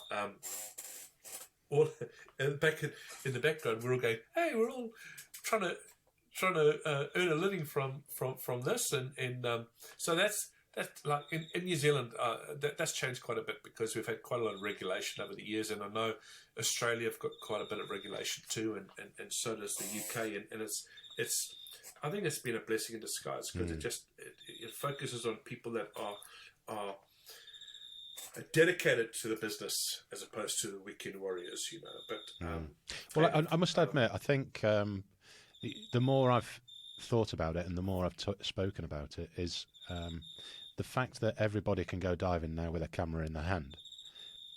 On first thoughts, you would think it was detrimental to those of us who can take a good photo. But when you see the amount of shite that's out there and people try and sell it off, it's not going to be long until, those that really want to use proper images are going to pay for it because they can see that it's just shite that some random's taken. So I think it's going to be of benefit to us. Do you know, what really helps me is when more people take pictures underwater. It really, really does. Because what it does is it helps me up my game, right? Because like now, so there's a couple of reasons. So photography plays a very big role in not just my personal, like it keeps me going. Like photography has kept my passion for diving just as strong as it was now as it was 30 years ago. And I put that down to making sure that I've got my own interests, right? Because a job, just like any job, if you do the same thing day in, day out, all the rest of it, you're going to get burnt out. That's why there's very, very few people, dive professionals, who are in the game as long as you get more. Well, yeah, more than, because people go, hey man, the holiday's over. I've got a wife and I've got a kid coming along the way. Holiday's over. I need to get a real job and all the rest of it.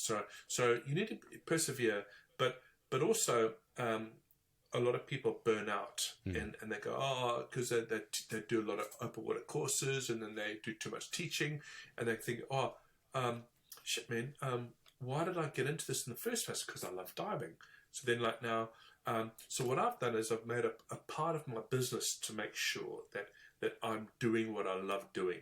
And that in my mind, I'm going, I need to go on this trip as I'm, if my accountant is listening, it's a future prospect for future trips, right? Yep. But I'm just trying to ease my mental health and to keep my passion alive. And the passion is kept by doing the stuff that you love doing. If you stop doing that, then it's a job. Yeah. So, okay, you got a cool job and then it's just mundane, right? So therefore, okay, people go, oh my goodness, you go diving truck 36 times. Well, if it wasn't for the fact that I was doing my own projects and a lot of the time I'd be taking my own photos and doing some photogrammetry, all these little projects that I'm doing, things that interest me and all the rest of it, I would just be going, it's just another job for me, and I hate it, right? But I don't, and that's the reason why I've done that, and so photographically, oh my goodness, that's led me into doing things where it would take me, so like one picture, right, take me 5 years. 5 years to take one picture, right? And because I have it in my mind, and this is why I've got into all of these light painting, time exposures, multiple images, stacking multiple images over multiple dives. Mate, hold that thought for 2 seconds. I really need to pee. And on that note, we'll take 2. I'll be back in 30 seconds. We'll go from painting. 30? I'll go quick. No worries, mate. That was 30 seconds. Was it? Quite literally. No, it was about a minute. I was going to say it's a very long 30 seconds then. Jesus. I was going to piss myself there. It's all down to this stuff. Oh, really? Oh, yeah. I've got the bladder of a fucking mouse. Some days I drink so much water, I'm pissing every 20 minutes. It's ridiculous. Well, mate, I'm a professional, you see.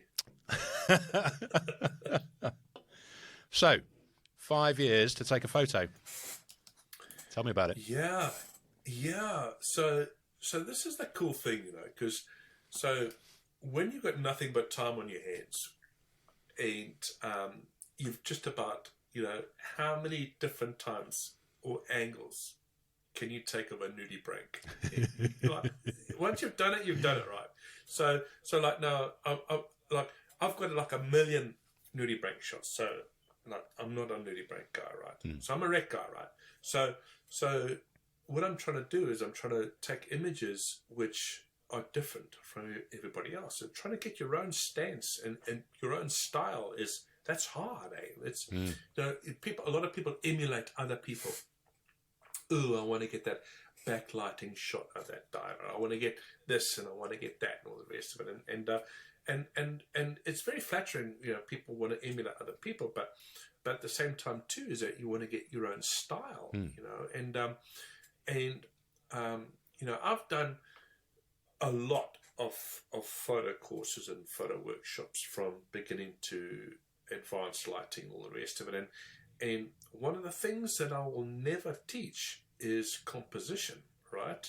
Because like now is that's the eye of a person, right? So therefore, if a person goes, this is what I think looks cool, well, and they say, what do you think?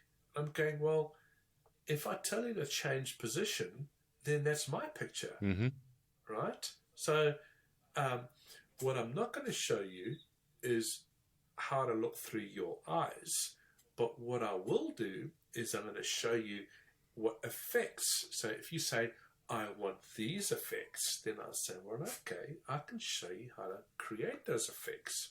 And for the big thing over the last, and it's taken off over the last 5 years, is backlighting and offboard lighting.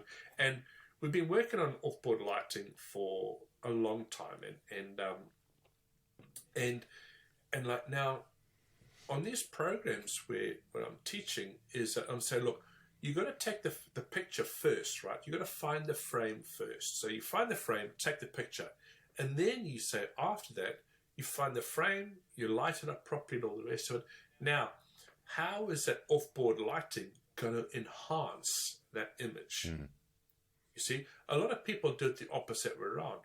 They go out and they buy a light, and they have a look online and they have a look and see what the clamping system that I made. That's great. They'll go out and buy that. They'll go to Bunnings. They'll put a 1-inch ball on a Bunnings clamp, and then they'll get their offboard light, and they'll go, cool, I've got an offboard light. I want to do some offboard lighting.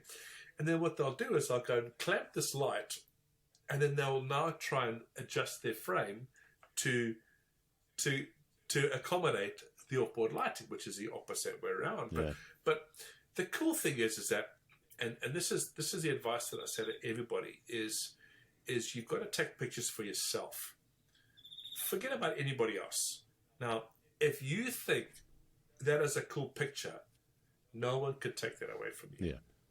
As soon as you start saying, I want to take pictures for a magazine, or I want to take pictures for this, and I want to take pictures for that, then now people are going to go, I don't like that.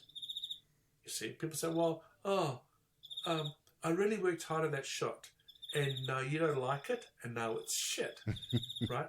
It's not a shit picture, right? But so all I say to people is, don't take pictures for anybody else except for yourself. And then what will happen is that you say, look, I would like to do a better shot. I would like to enhance that.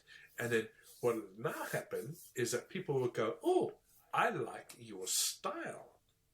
Not the other way around, saying, what type of pictures do you want me to take for you? Like that's commercial photography. Like you get these guys in studios that go, they take a picture of a branded wine, and they want the light to come through the glass, and that's different, right? So like now, so you've got arty-farty underwater pictures, right? Where you got some offboard lighting, you've got some nice ambient light coming through, some good angles, and hey man, you've put it online, and people go, oh, that's nice, that's awesome, all the rest of it, or you go, I'm going to put a picture on my wall, and every time I look on my wall, I'm going to see that picture. And that picture reminds me of my experience, because most people spend 98% of their time in their shitty world.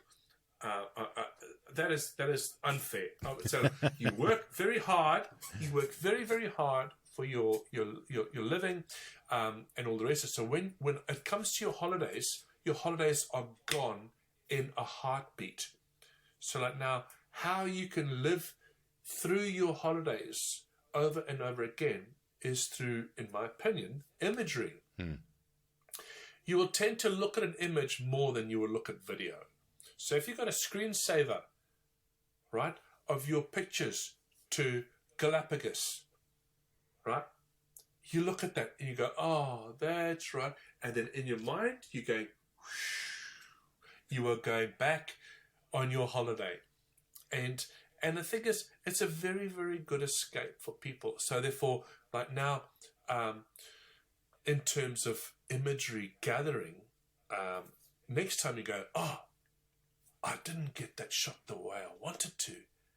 Next time, I'm really going to enjoy myself trying to get that shot that I want. Yeah. And you'll think a lot about that before your trip. And then, because what do we do, man? Like, come on, man. Like, you go, like the average person, go to work, come home, watch Netflix from 6:30 until 11, go on Facebook, see how many likes you've got and all the rest of it, and then go to bed, right? You know what I mean? Like, okay, I'm just explaining my life. Like that's no, it's not quite that. Yeah.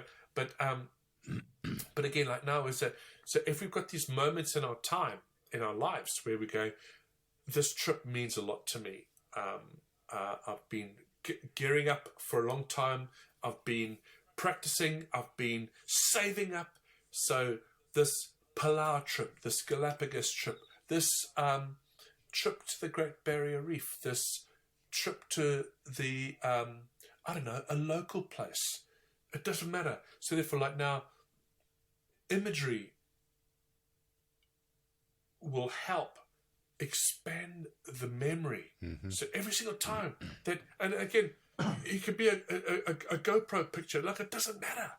You see, and this is why I love helping people to learn about photography. Do you know how much shit that I get from professional photographers because I'm giving information? Oh, I get a lot of heat from professional photographers. People go, oh, why are you telling people how to do this and how to do that? I'm going, oh, listen, mate, like that's just basic stuff. Yeah.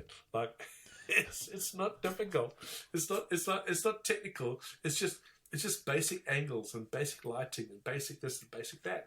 And but at the end of the day, is that like, so I get people come on my trips, right? And we have some fun, and I'll help them light some areas up and all the rest of it, you know. And at the end of it, they'll have these images, which, okay, so they're a little bit staged because I kind of know where to angle lights and all the rest of it, but they like, it's helping them learn about what to do and all the rest of it. And at the end of the trip, they come up with pictures which they're very happy with, and therefore they're going to be looking on the screensaver. They're going to put some pictures on the wall, and it's just, you know, and hopefully we'll see them back again, and that's where, you know, relationships that are built over years. You know, these are friends of mine. You know, people are my clients. Like, I spend a lot of time with them, and you know, most of all of my close friends are all clients of mine. And, you know, they pay me money for a service, but that's a very small period of time. The rest of the time we're catching up, having barbecues, you know, shooting the breeze and all the rest of it, you know. Well, to be fair, it's I'm in a similar boat. You know, I've got people that have been on trips with me time and time again now, and they're no longer guests. They're no longer customers. They're close friends. And that's right. It all marries in with what you're saying about the taking of photos there as well, because you remember the photo that you took. I mean, I look above where we're talking now, and I can see me as the logo. I know exactly where that photo was taken and when and by who. And I know the photos of my good friends and where we were when they took those photos. And it's just an everlasting memory of fantastic times. It is, mate, and I guess that, like, as professionals like yourself and myself, as like it's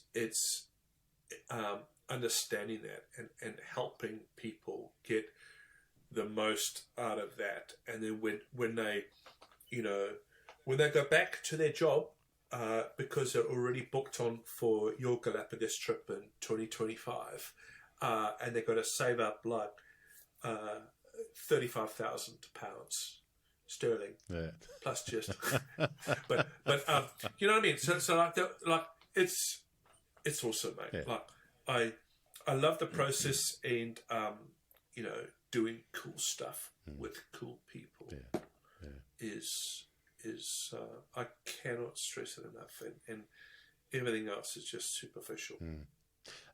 This Galapagos trip that's coming, I'm super excited about it because of the people that are on it, and one in particular, the missus, she's coming, and she's never seen a whale shark whilst diving.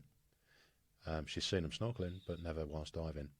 And the week that we're going at the end of July is the same week that Simon Pearce was there last year and saw the largest male whale shark he's ever seen in his life. The guy's the leading scientist on whale sharks in the fucking world, you know? Yeah. And I've had another one of those moments that I had with Dino, with the missus, that, oh yeah, I'm promising you're going to see whale sharks, lady. It's going to be super good. And those memories, they're going to last for life. Yeah. Just make sure that you are Johnny on the spot with your GoPro.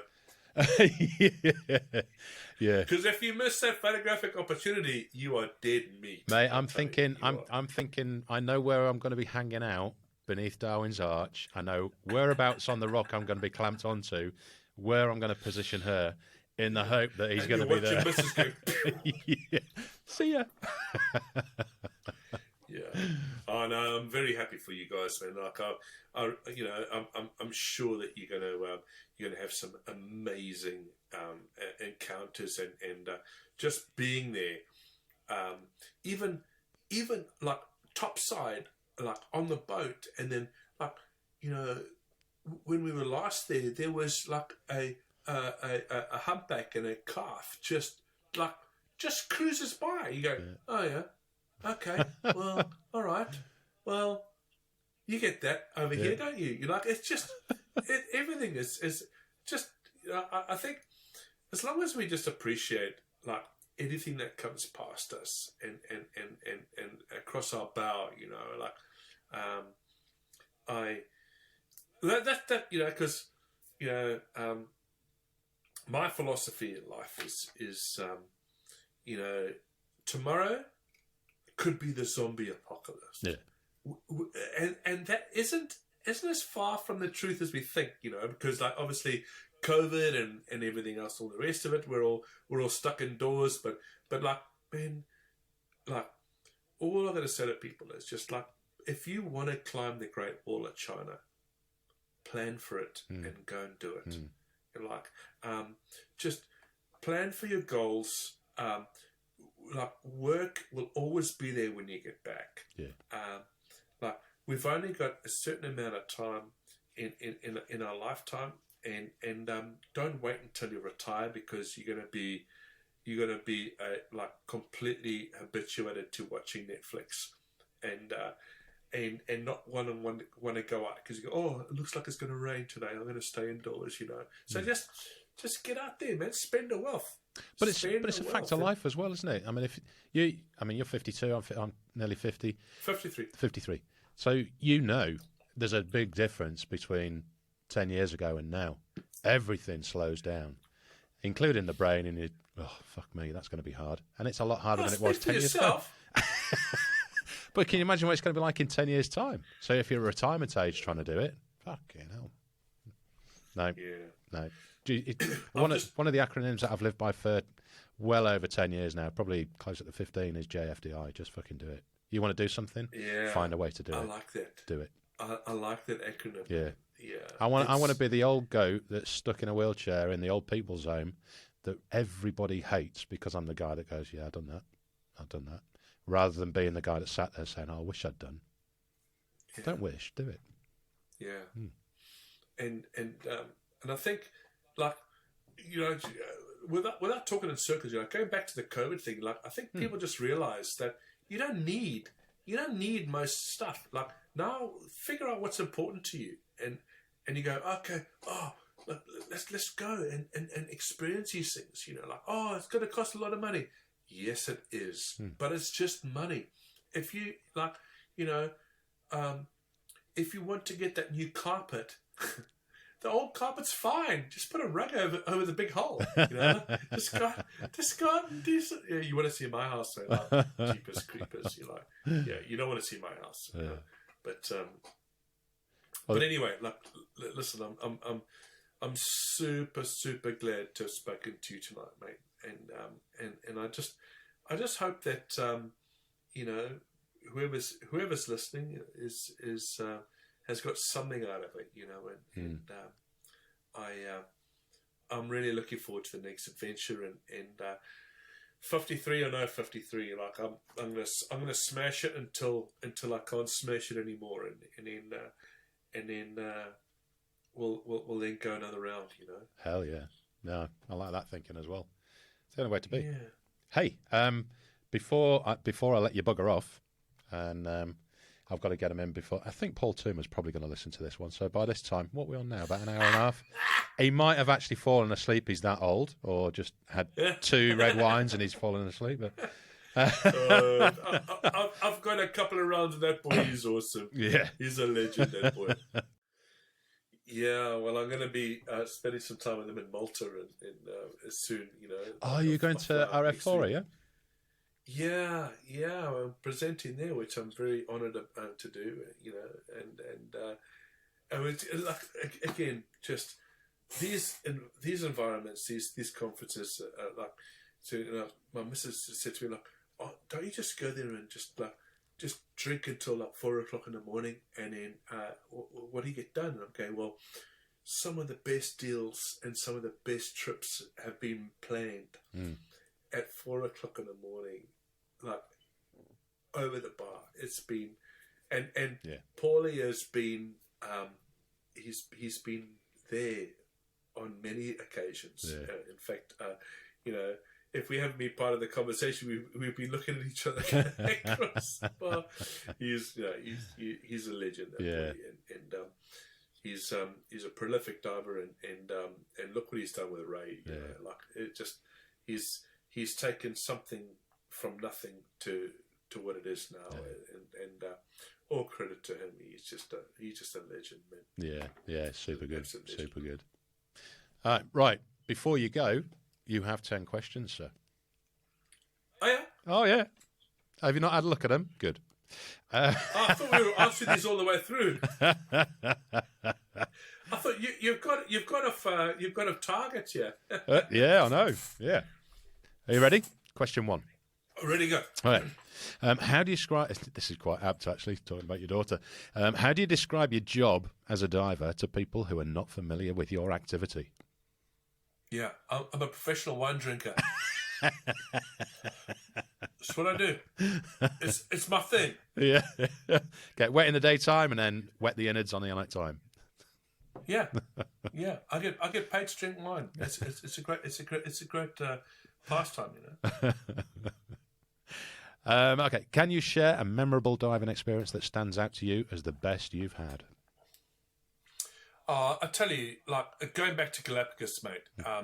So on the iguanas, I sat there, literally an inch and a half from my face was this iguana chewing away at his breakfast, and I sat there and I just you know, just watched him for, I don't know, 30 seconds to a minute, all the rest of it, and that was just one of the most enhancing moments of my life. Saying, look, you know, like I'm in amongst it.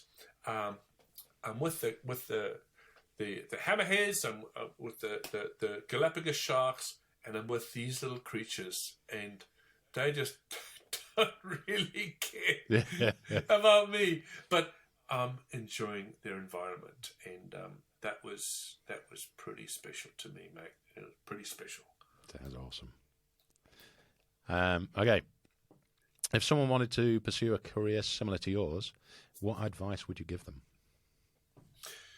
Listen, man, don't pursue money, pursue your passion. Like, you can't say, oh, I want to go diving and I want to be an instructor. Like, you got to be into it, man. And if this is your thing, then just persevere. Man, I tell you, I have persevered for decades, and you just got to do what you've got to do. And I've had to get other jobs to, like, that's how I got into film work, because my training was really slow, and I started working for myself. And a man of mine said, "Oh, you can come and be a safety on this film shoot." I went, "Oh, okay." And I thought, "Oh, this is all right, and diversify it. Like, if you do one thing, then you can only be employed doing one thing. Yeah. Learn to do more than one thing, then you're dynamic, and that would be, just don't be too tunnel visioned in your thoughts of what your career is going to be. Yeah. Anything water related is a bonus. Yeah. If you could change anything about the diving industry or the scuba diving in general, what would it be?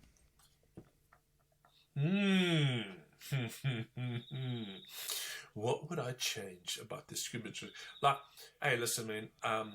There's always going to be the petty price crunchers, the people that complain about everything, but that doesn't worry me. There's always going to be people like that. You just focus on doing cool stuff with cool people.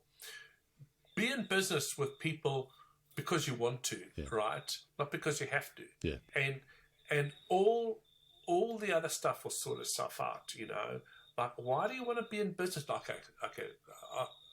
If someone says, "Look, I'll give you $2 million to take this arsehole out for a dive," and go, "Okay, I'll take one for the team," because in that $2 million will help pay for the rest of the Truck Lagoon wreck diving project that we're going to be doing, and all the rest of it. But at the end of the day, money is not a contributing factor, the main contributing factor to things that we want to do in our lives. Enrich your life. Figure out what is important to you. And if my daughters were hearing this, they'll say, "Oh my God, Daddy's lecturing again." Well, I kind of agree as well, though, because money's it shouldn't be the priority, but it's an enabler. I mean, it's one of those. It's the devil on the shoulder, and you've got to have it. We need it. You've got to have it. We need the buckaroos, but like now you got all these people chasing the dollar, and then that becomes their thing. Okay, how much money you got? I've got millions. All right. What are you doing? I'm going to work tomorrow to earn more. Oh yeah, and that's their thing though. So like now you got to figure out what your thing is, and if that's what your thing is, well then that's what your thing is. Yeah. But my thing is like rust. Cool stuff. Yeah, cool stuff, cool people. I like that. I might steal it actually. Okay, so what are your thoughts on ways to minimise human impact on the oceans? Just be respectful, man. So, like, when I'm diving, wherever I am, in a lake, in a quarry, in the ocean, in a cave, if I see some shit on the ground, I'll just pick it up and I'll put it in my pocket. Just a little bit of impact, minimize, try to educate, and the other big thing is that I see all these people, I see these videos of people touching shit, like there's these free divers touching these sharks. You don't have to touch it, like that's just an ego thing, and it's mostly these female free divers swimming with these gigantic big sharks, and everyone think that's cool, and they're touching them. You don't do that shit, man. Just don't do it, right? And that's only for their ego. There's for nothing else, right? So enjoy the environment, enjoy the big animals, but there's no need to put your greasy mitts on shit, My dad always used to say, when I was a kid, look with your eyes, not with your hands. Yeah. And it goes a long way. Have you seen you've been quite a few times now to Truck, for example. Have you seen a depreciation or a degradation of the wrecks there because of the quantity of divers visiting? and people getting hands on? Not so much the quantity of divers, but like wrecks are like us, right? So the wrecks and truck are like 80 years old, right? So when I'm 80, shit's gonna start falling off me, right? And stuff just stops working, man. Yeah. It just like so everything. So at the moment, I've noticed a large impact on the wrecks, right? That's because I've had the opportunity to witness that and to photograph them over the years. But that's the natural progression of a wreck. So the big thing that I'm into is, and I didn't think that I'd get into it, is the photogrammetry. Like I thought, because I'm an arty-farty photographer, right? I do all this lighting stuff and all this and time exposure stuff. And I thought, well, photogrammetry, there's no artistic talent in it at all. And okay, it probably isn't, but I had so much fun doing that because what we're doing now is we're sealing stuff now. We're sealing it. So that now, how many wrecks have you seen in their entirety? Now, before I did photogrammetry, zero for me. I'd see bits of it. If you go, because of really good visibility, I saw the bow section up to the midships, but I've never seen a whole ship. So the photogrammetry has opened my eyes tremendously, and that's my big thing at the moment is because it's just holding and securing and sealing these wrecks forever, right? They'll fall away, and okay, so my biggest regret that we didn't do it 25 years ago, but we just didn't have the gear and we didn't have the technology for that. So let's just not cry about that. Let's just focus on getting it sorted out now, and then the more people. And the cool thing about photogrammetry is that more and more people are doing it now. You can just take a GoPro and video a wreck, and okay, it's not going to be as good as a 50 megapixel image, 5,000 images taken over a wreck, but it's going to be better than nothing. And what that's now done is that secured it in history. That data is more valuable than anything else now, because all that wreck's going to do is going to die in 5 or 10 or 15 or 50 or 100 or 200 years. It's going to be dead, right? If that product is still there for people to enjoy, that's what I'm thinking about at the moment, and that's gonna and that's what I'm super excited about. Did you see? You must have seen the latest video put out by Major Projects Foundation. Matt Carter and Lindsay was on it. Yeah, of the submarine on the sub. Yeah, they did a great job on that, man. Yeah, and forgive me, the guy that's put it all together. You've done an amazing job, but I forget his name. Just documenting it the way that they have really opens up the reality of what photogrammetry does. Because it's not only, like you say, putting that historical element into the library for life, but it's also given a visual to the offspring of the people that died on these wrecks. Mate, listen, like this submarine, right? So let's just say 20 people will ever dive that. Yeah. So like now, you take a 3D model of that thing, you photogrammetry it, and like now, everyone in the world who's interested can look at that and go, oh, that's pretty awesome. In fact, that's more than pretty awesome. That's pretty damn awesome. Yeah. You see? So all that's doing is it's saying this is not a graphical representation, or this is not an artist's rendition or of someone that goes, oh, I'm going to paint a picture of a wreck. And I'm going to put the mast here because no one can call bullshit on that, because no one can see the whole thing. Yeah. But with the 3D model, it is as is where it is right there. It's documented, and that's pretty cool. Yeah, that is. I think it's awesome. Pretty cool. It's awesome. Yeah. They've done a great job. Yeah, shout out to the boys on that one. Yeah, 100%. Has your passion for diving or the industry changed over time? And if so, how? I think my passion's increased, to be honest. I've learned about the business of diving, and but I've also learned, as I mentioned earlier on, about keeping my personal interests alive, and that's a key factor, because anything that anyone does, if you're passionate about something, that means that you've got energy. I don't think this is embarrassing, right? Okay, so I haven't read a novel for 30 years, right? I haven't just sat down and read a book, but I've read so many reports, so many diving physiology, reading Jill Harness' book at the moment, which is just incredible, and people that are like absolute living legends like Jill, and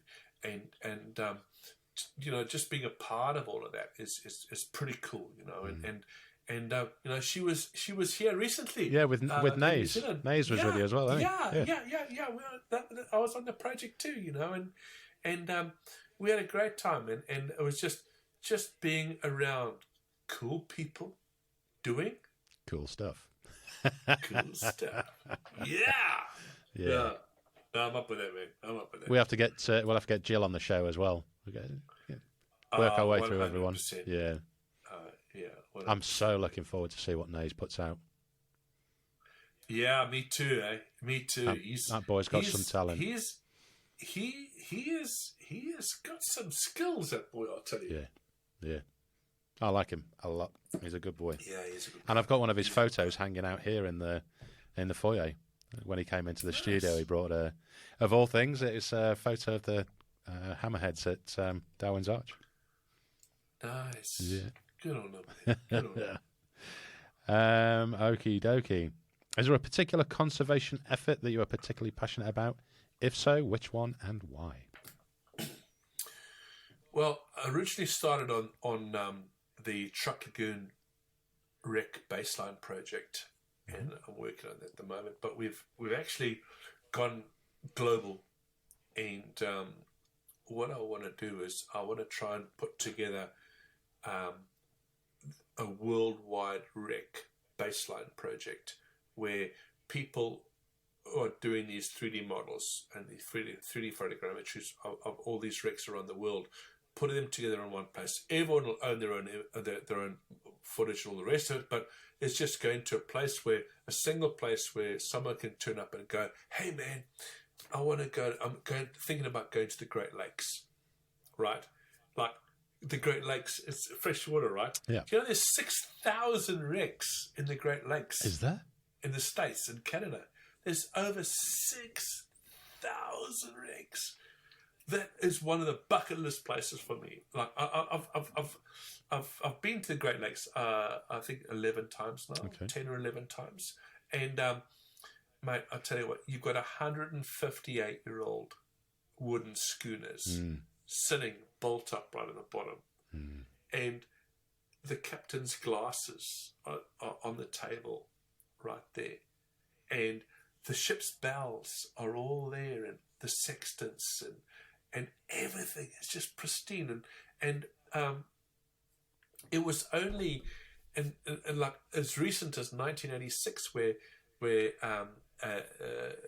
zebra mussels were introduced to the Great Lakes by a ship, like opening up its arse, its bilges, and it had like zebra mussels, and that was the best thing that ever happened because it just cleaned up the waters, and like now the viz is crystal clear, cold as hell, but it's worth it, eh?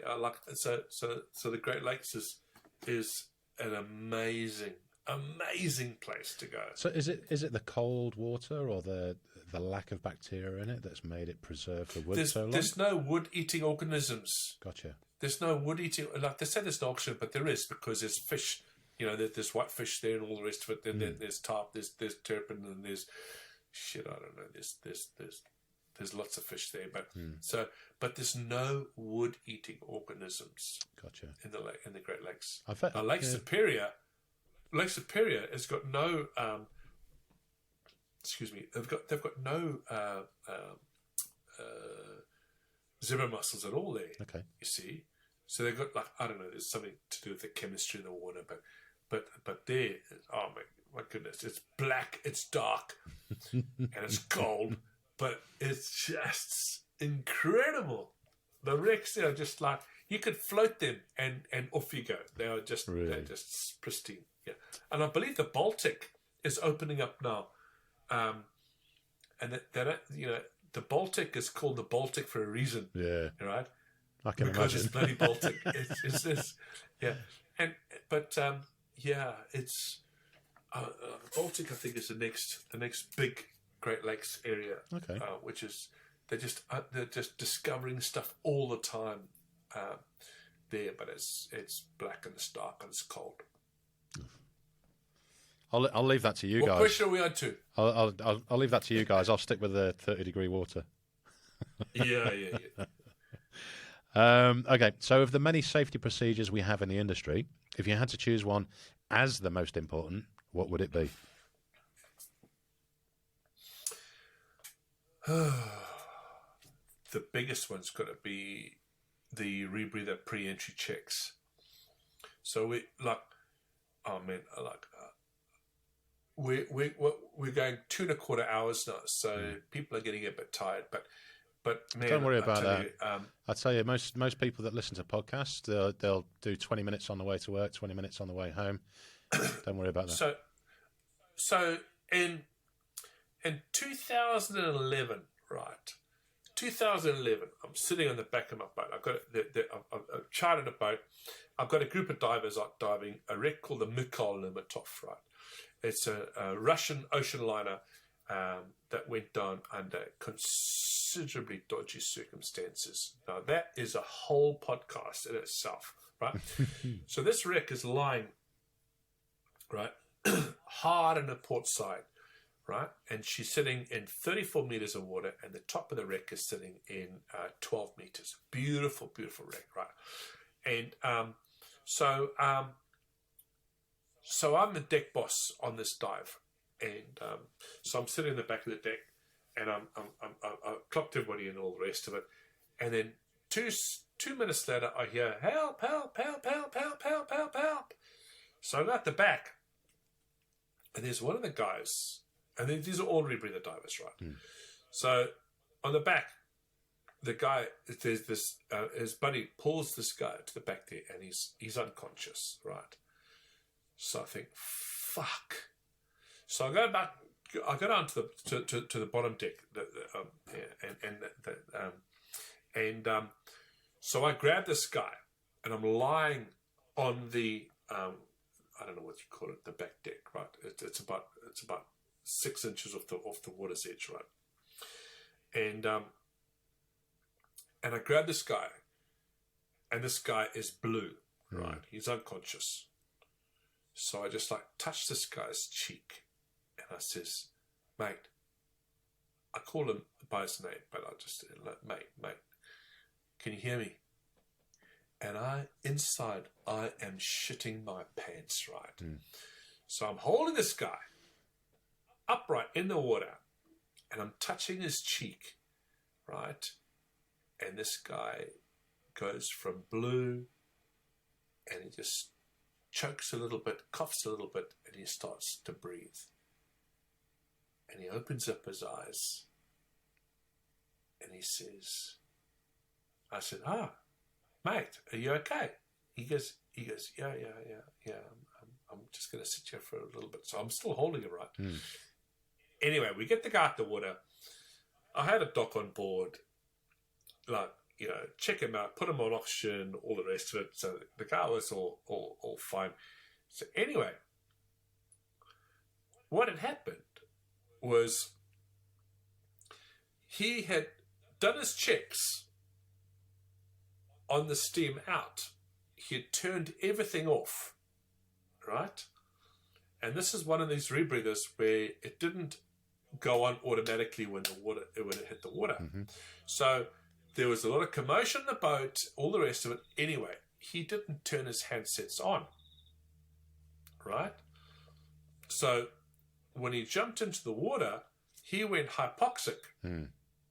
If it wasn't for his buddy grabbing him, and he wasn't positively buoyant. The guy would be dead. He'd be gone. Yeah. The guy would be like fish food. The guy would be history, right?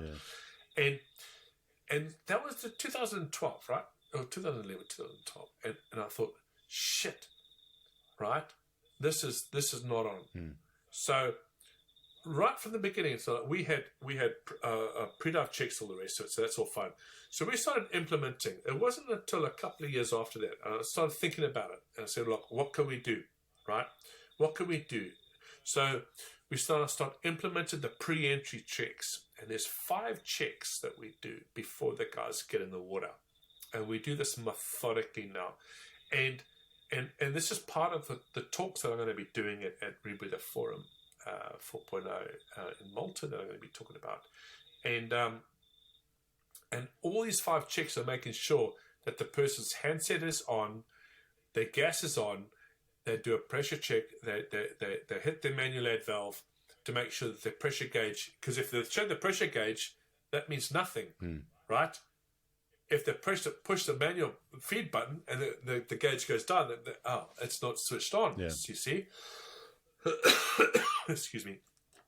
So this pre-entry check, for me personally, is the most important piece of safety kit before you get in the water, because this is just for rebreather divers, but that's the same thing as what we do for open circuit divers.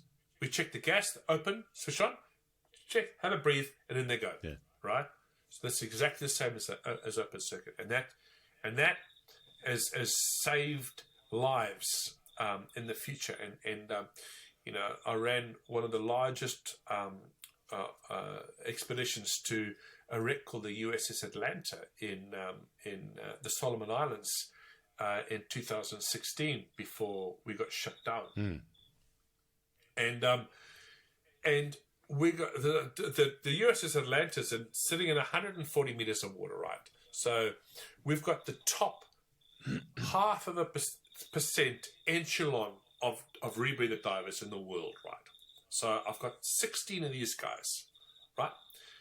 So right now I'm implementing this pre-entry checks. How many problems do you think that we picked up in the first 2 days?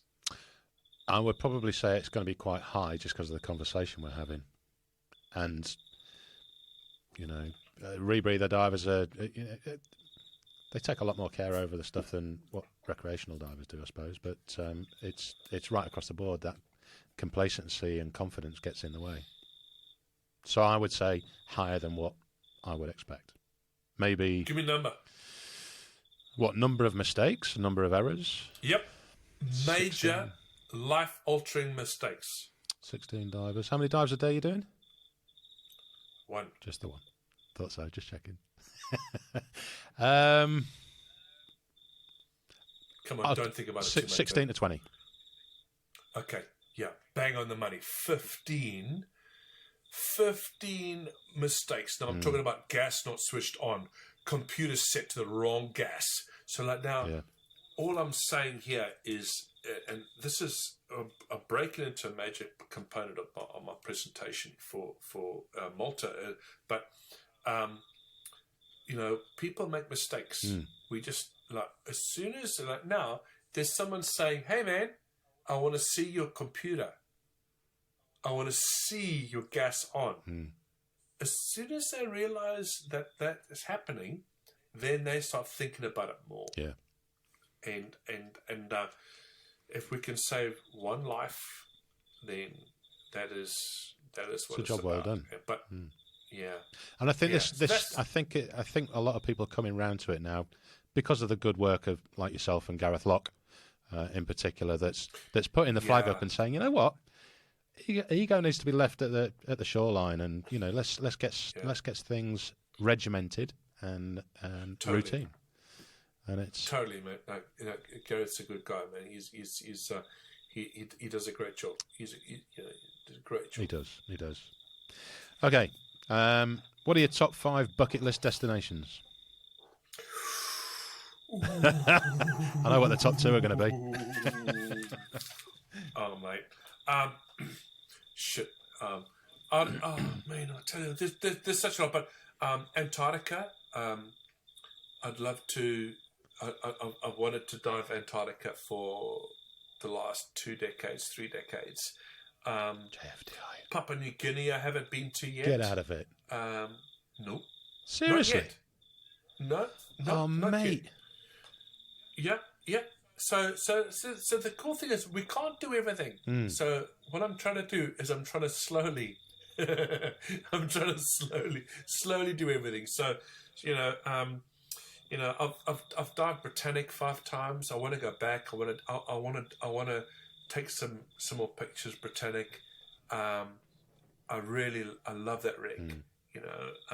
And another big thing for me is Newfoundland, Bell Island. Okay. Oh, mate, that is basically a cold water truck lagoon. Yeah. And they've got everything there. You can go dive with whales, right, on an iceberg, and then go dive these shipwrecks, and then for your surface interval, you can go and dive a flooded mine. The guys have got everything there. Wow. It's cold as hell. I can imagine. It's like you're not going to get double digits on any of those dives, and that's C, not F. Yeah. But that's more on the Great Lakes. There's so much unfinished business there, and I've only been to Croatia once, so I want to go there more times. But hey, listen, man, there's just cool stuff. Yeah. We're Cool people. Yeah. So if you're listening and you need someone to take a picture of you and you want to go somewhere cool, I'm very reasonable. He knows a cool person. Yeah. Hosts a podcast. Yeah. Oh no, you got to get back behind your screen. Like, you just leave the dirty work to us roadies. Good on you. Okay. How would you describe the dive community to a non-diver? Oh, mate, it's like any adventure sport. You got all the doers, a lot of gonna doers, a lot of gonna talk about doing, but it doesn't matter. That's like anything. All you're gonna do is you're gonna focus on what group that you want to be in, and of course we all want to be in the doers group because then cool stuff with cool people, baby. And then so it's like any group, any adventure group. Just understand who does what, and like there's quite I'm quite lucky in New Zealand because there's very few egos in New Zealand. Yeah. We've done a good job of that. We've kind of like ironed out the arseholes, and don't there's always going to be that in the industry, but again, if you're in an environment where there's lots of people that you don't want to hang around with, then don't waste a second around those people. There's plenty of other nice people. Oh, mate, there's a lot of cool people, and just focus on that, and then all but good things are going to happen to you, and it's just going to be fun. It's going to be a lot of fun. Mate, it's been an absolute pleasure having you on the show, and you're going to have to come back on because there's so much shit we've not spoken about. Like almost going down with a boat on the rocks and God knows what else. We've not even touched on that. Oh, mate. You know what I mean?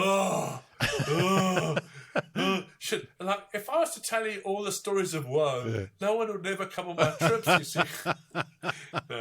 No, just time on the water, mate. This is like old salty sea dog stories. Like, I look forward to it again. Once it does, we'll save that for season 5. Yeah. What season are you in now? 4. Same as you are right now. Okay. Yeah. All right. It's only took you 4 seasons to get on here, but you're here now. That's all right, man. It's been my pleasure, It's been an absolute... I hope it hasn't been too painful to listen to. No, it's been great catching up. Yeah. It's you're a character and you're doing a bloody good job. So keep at it, and we'll see you back on the show soon enough. Ladies and gents, thanks for having me on. Oh, it's my pleasure. My pleasure. Ladies and gents, thanks for listening in. And if you want to get in touch with Pete or jump on one of his boats or one of his expeditions, just go to petemesley.com and just Google him. Google his name, you'll find him. All right. Thanks for tuning in, and bye for now. This is Scuba Goat Under the Sea, the podcast for the inquisitive diver.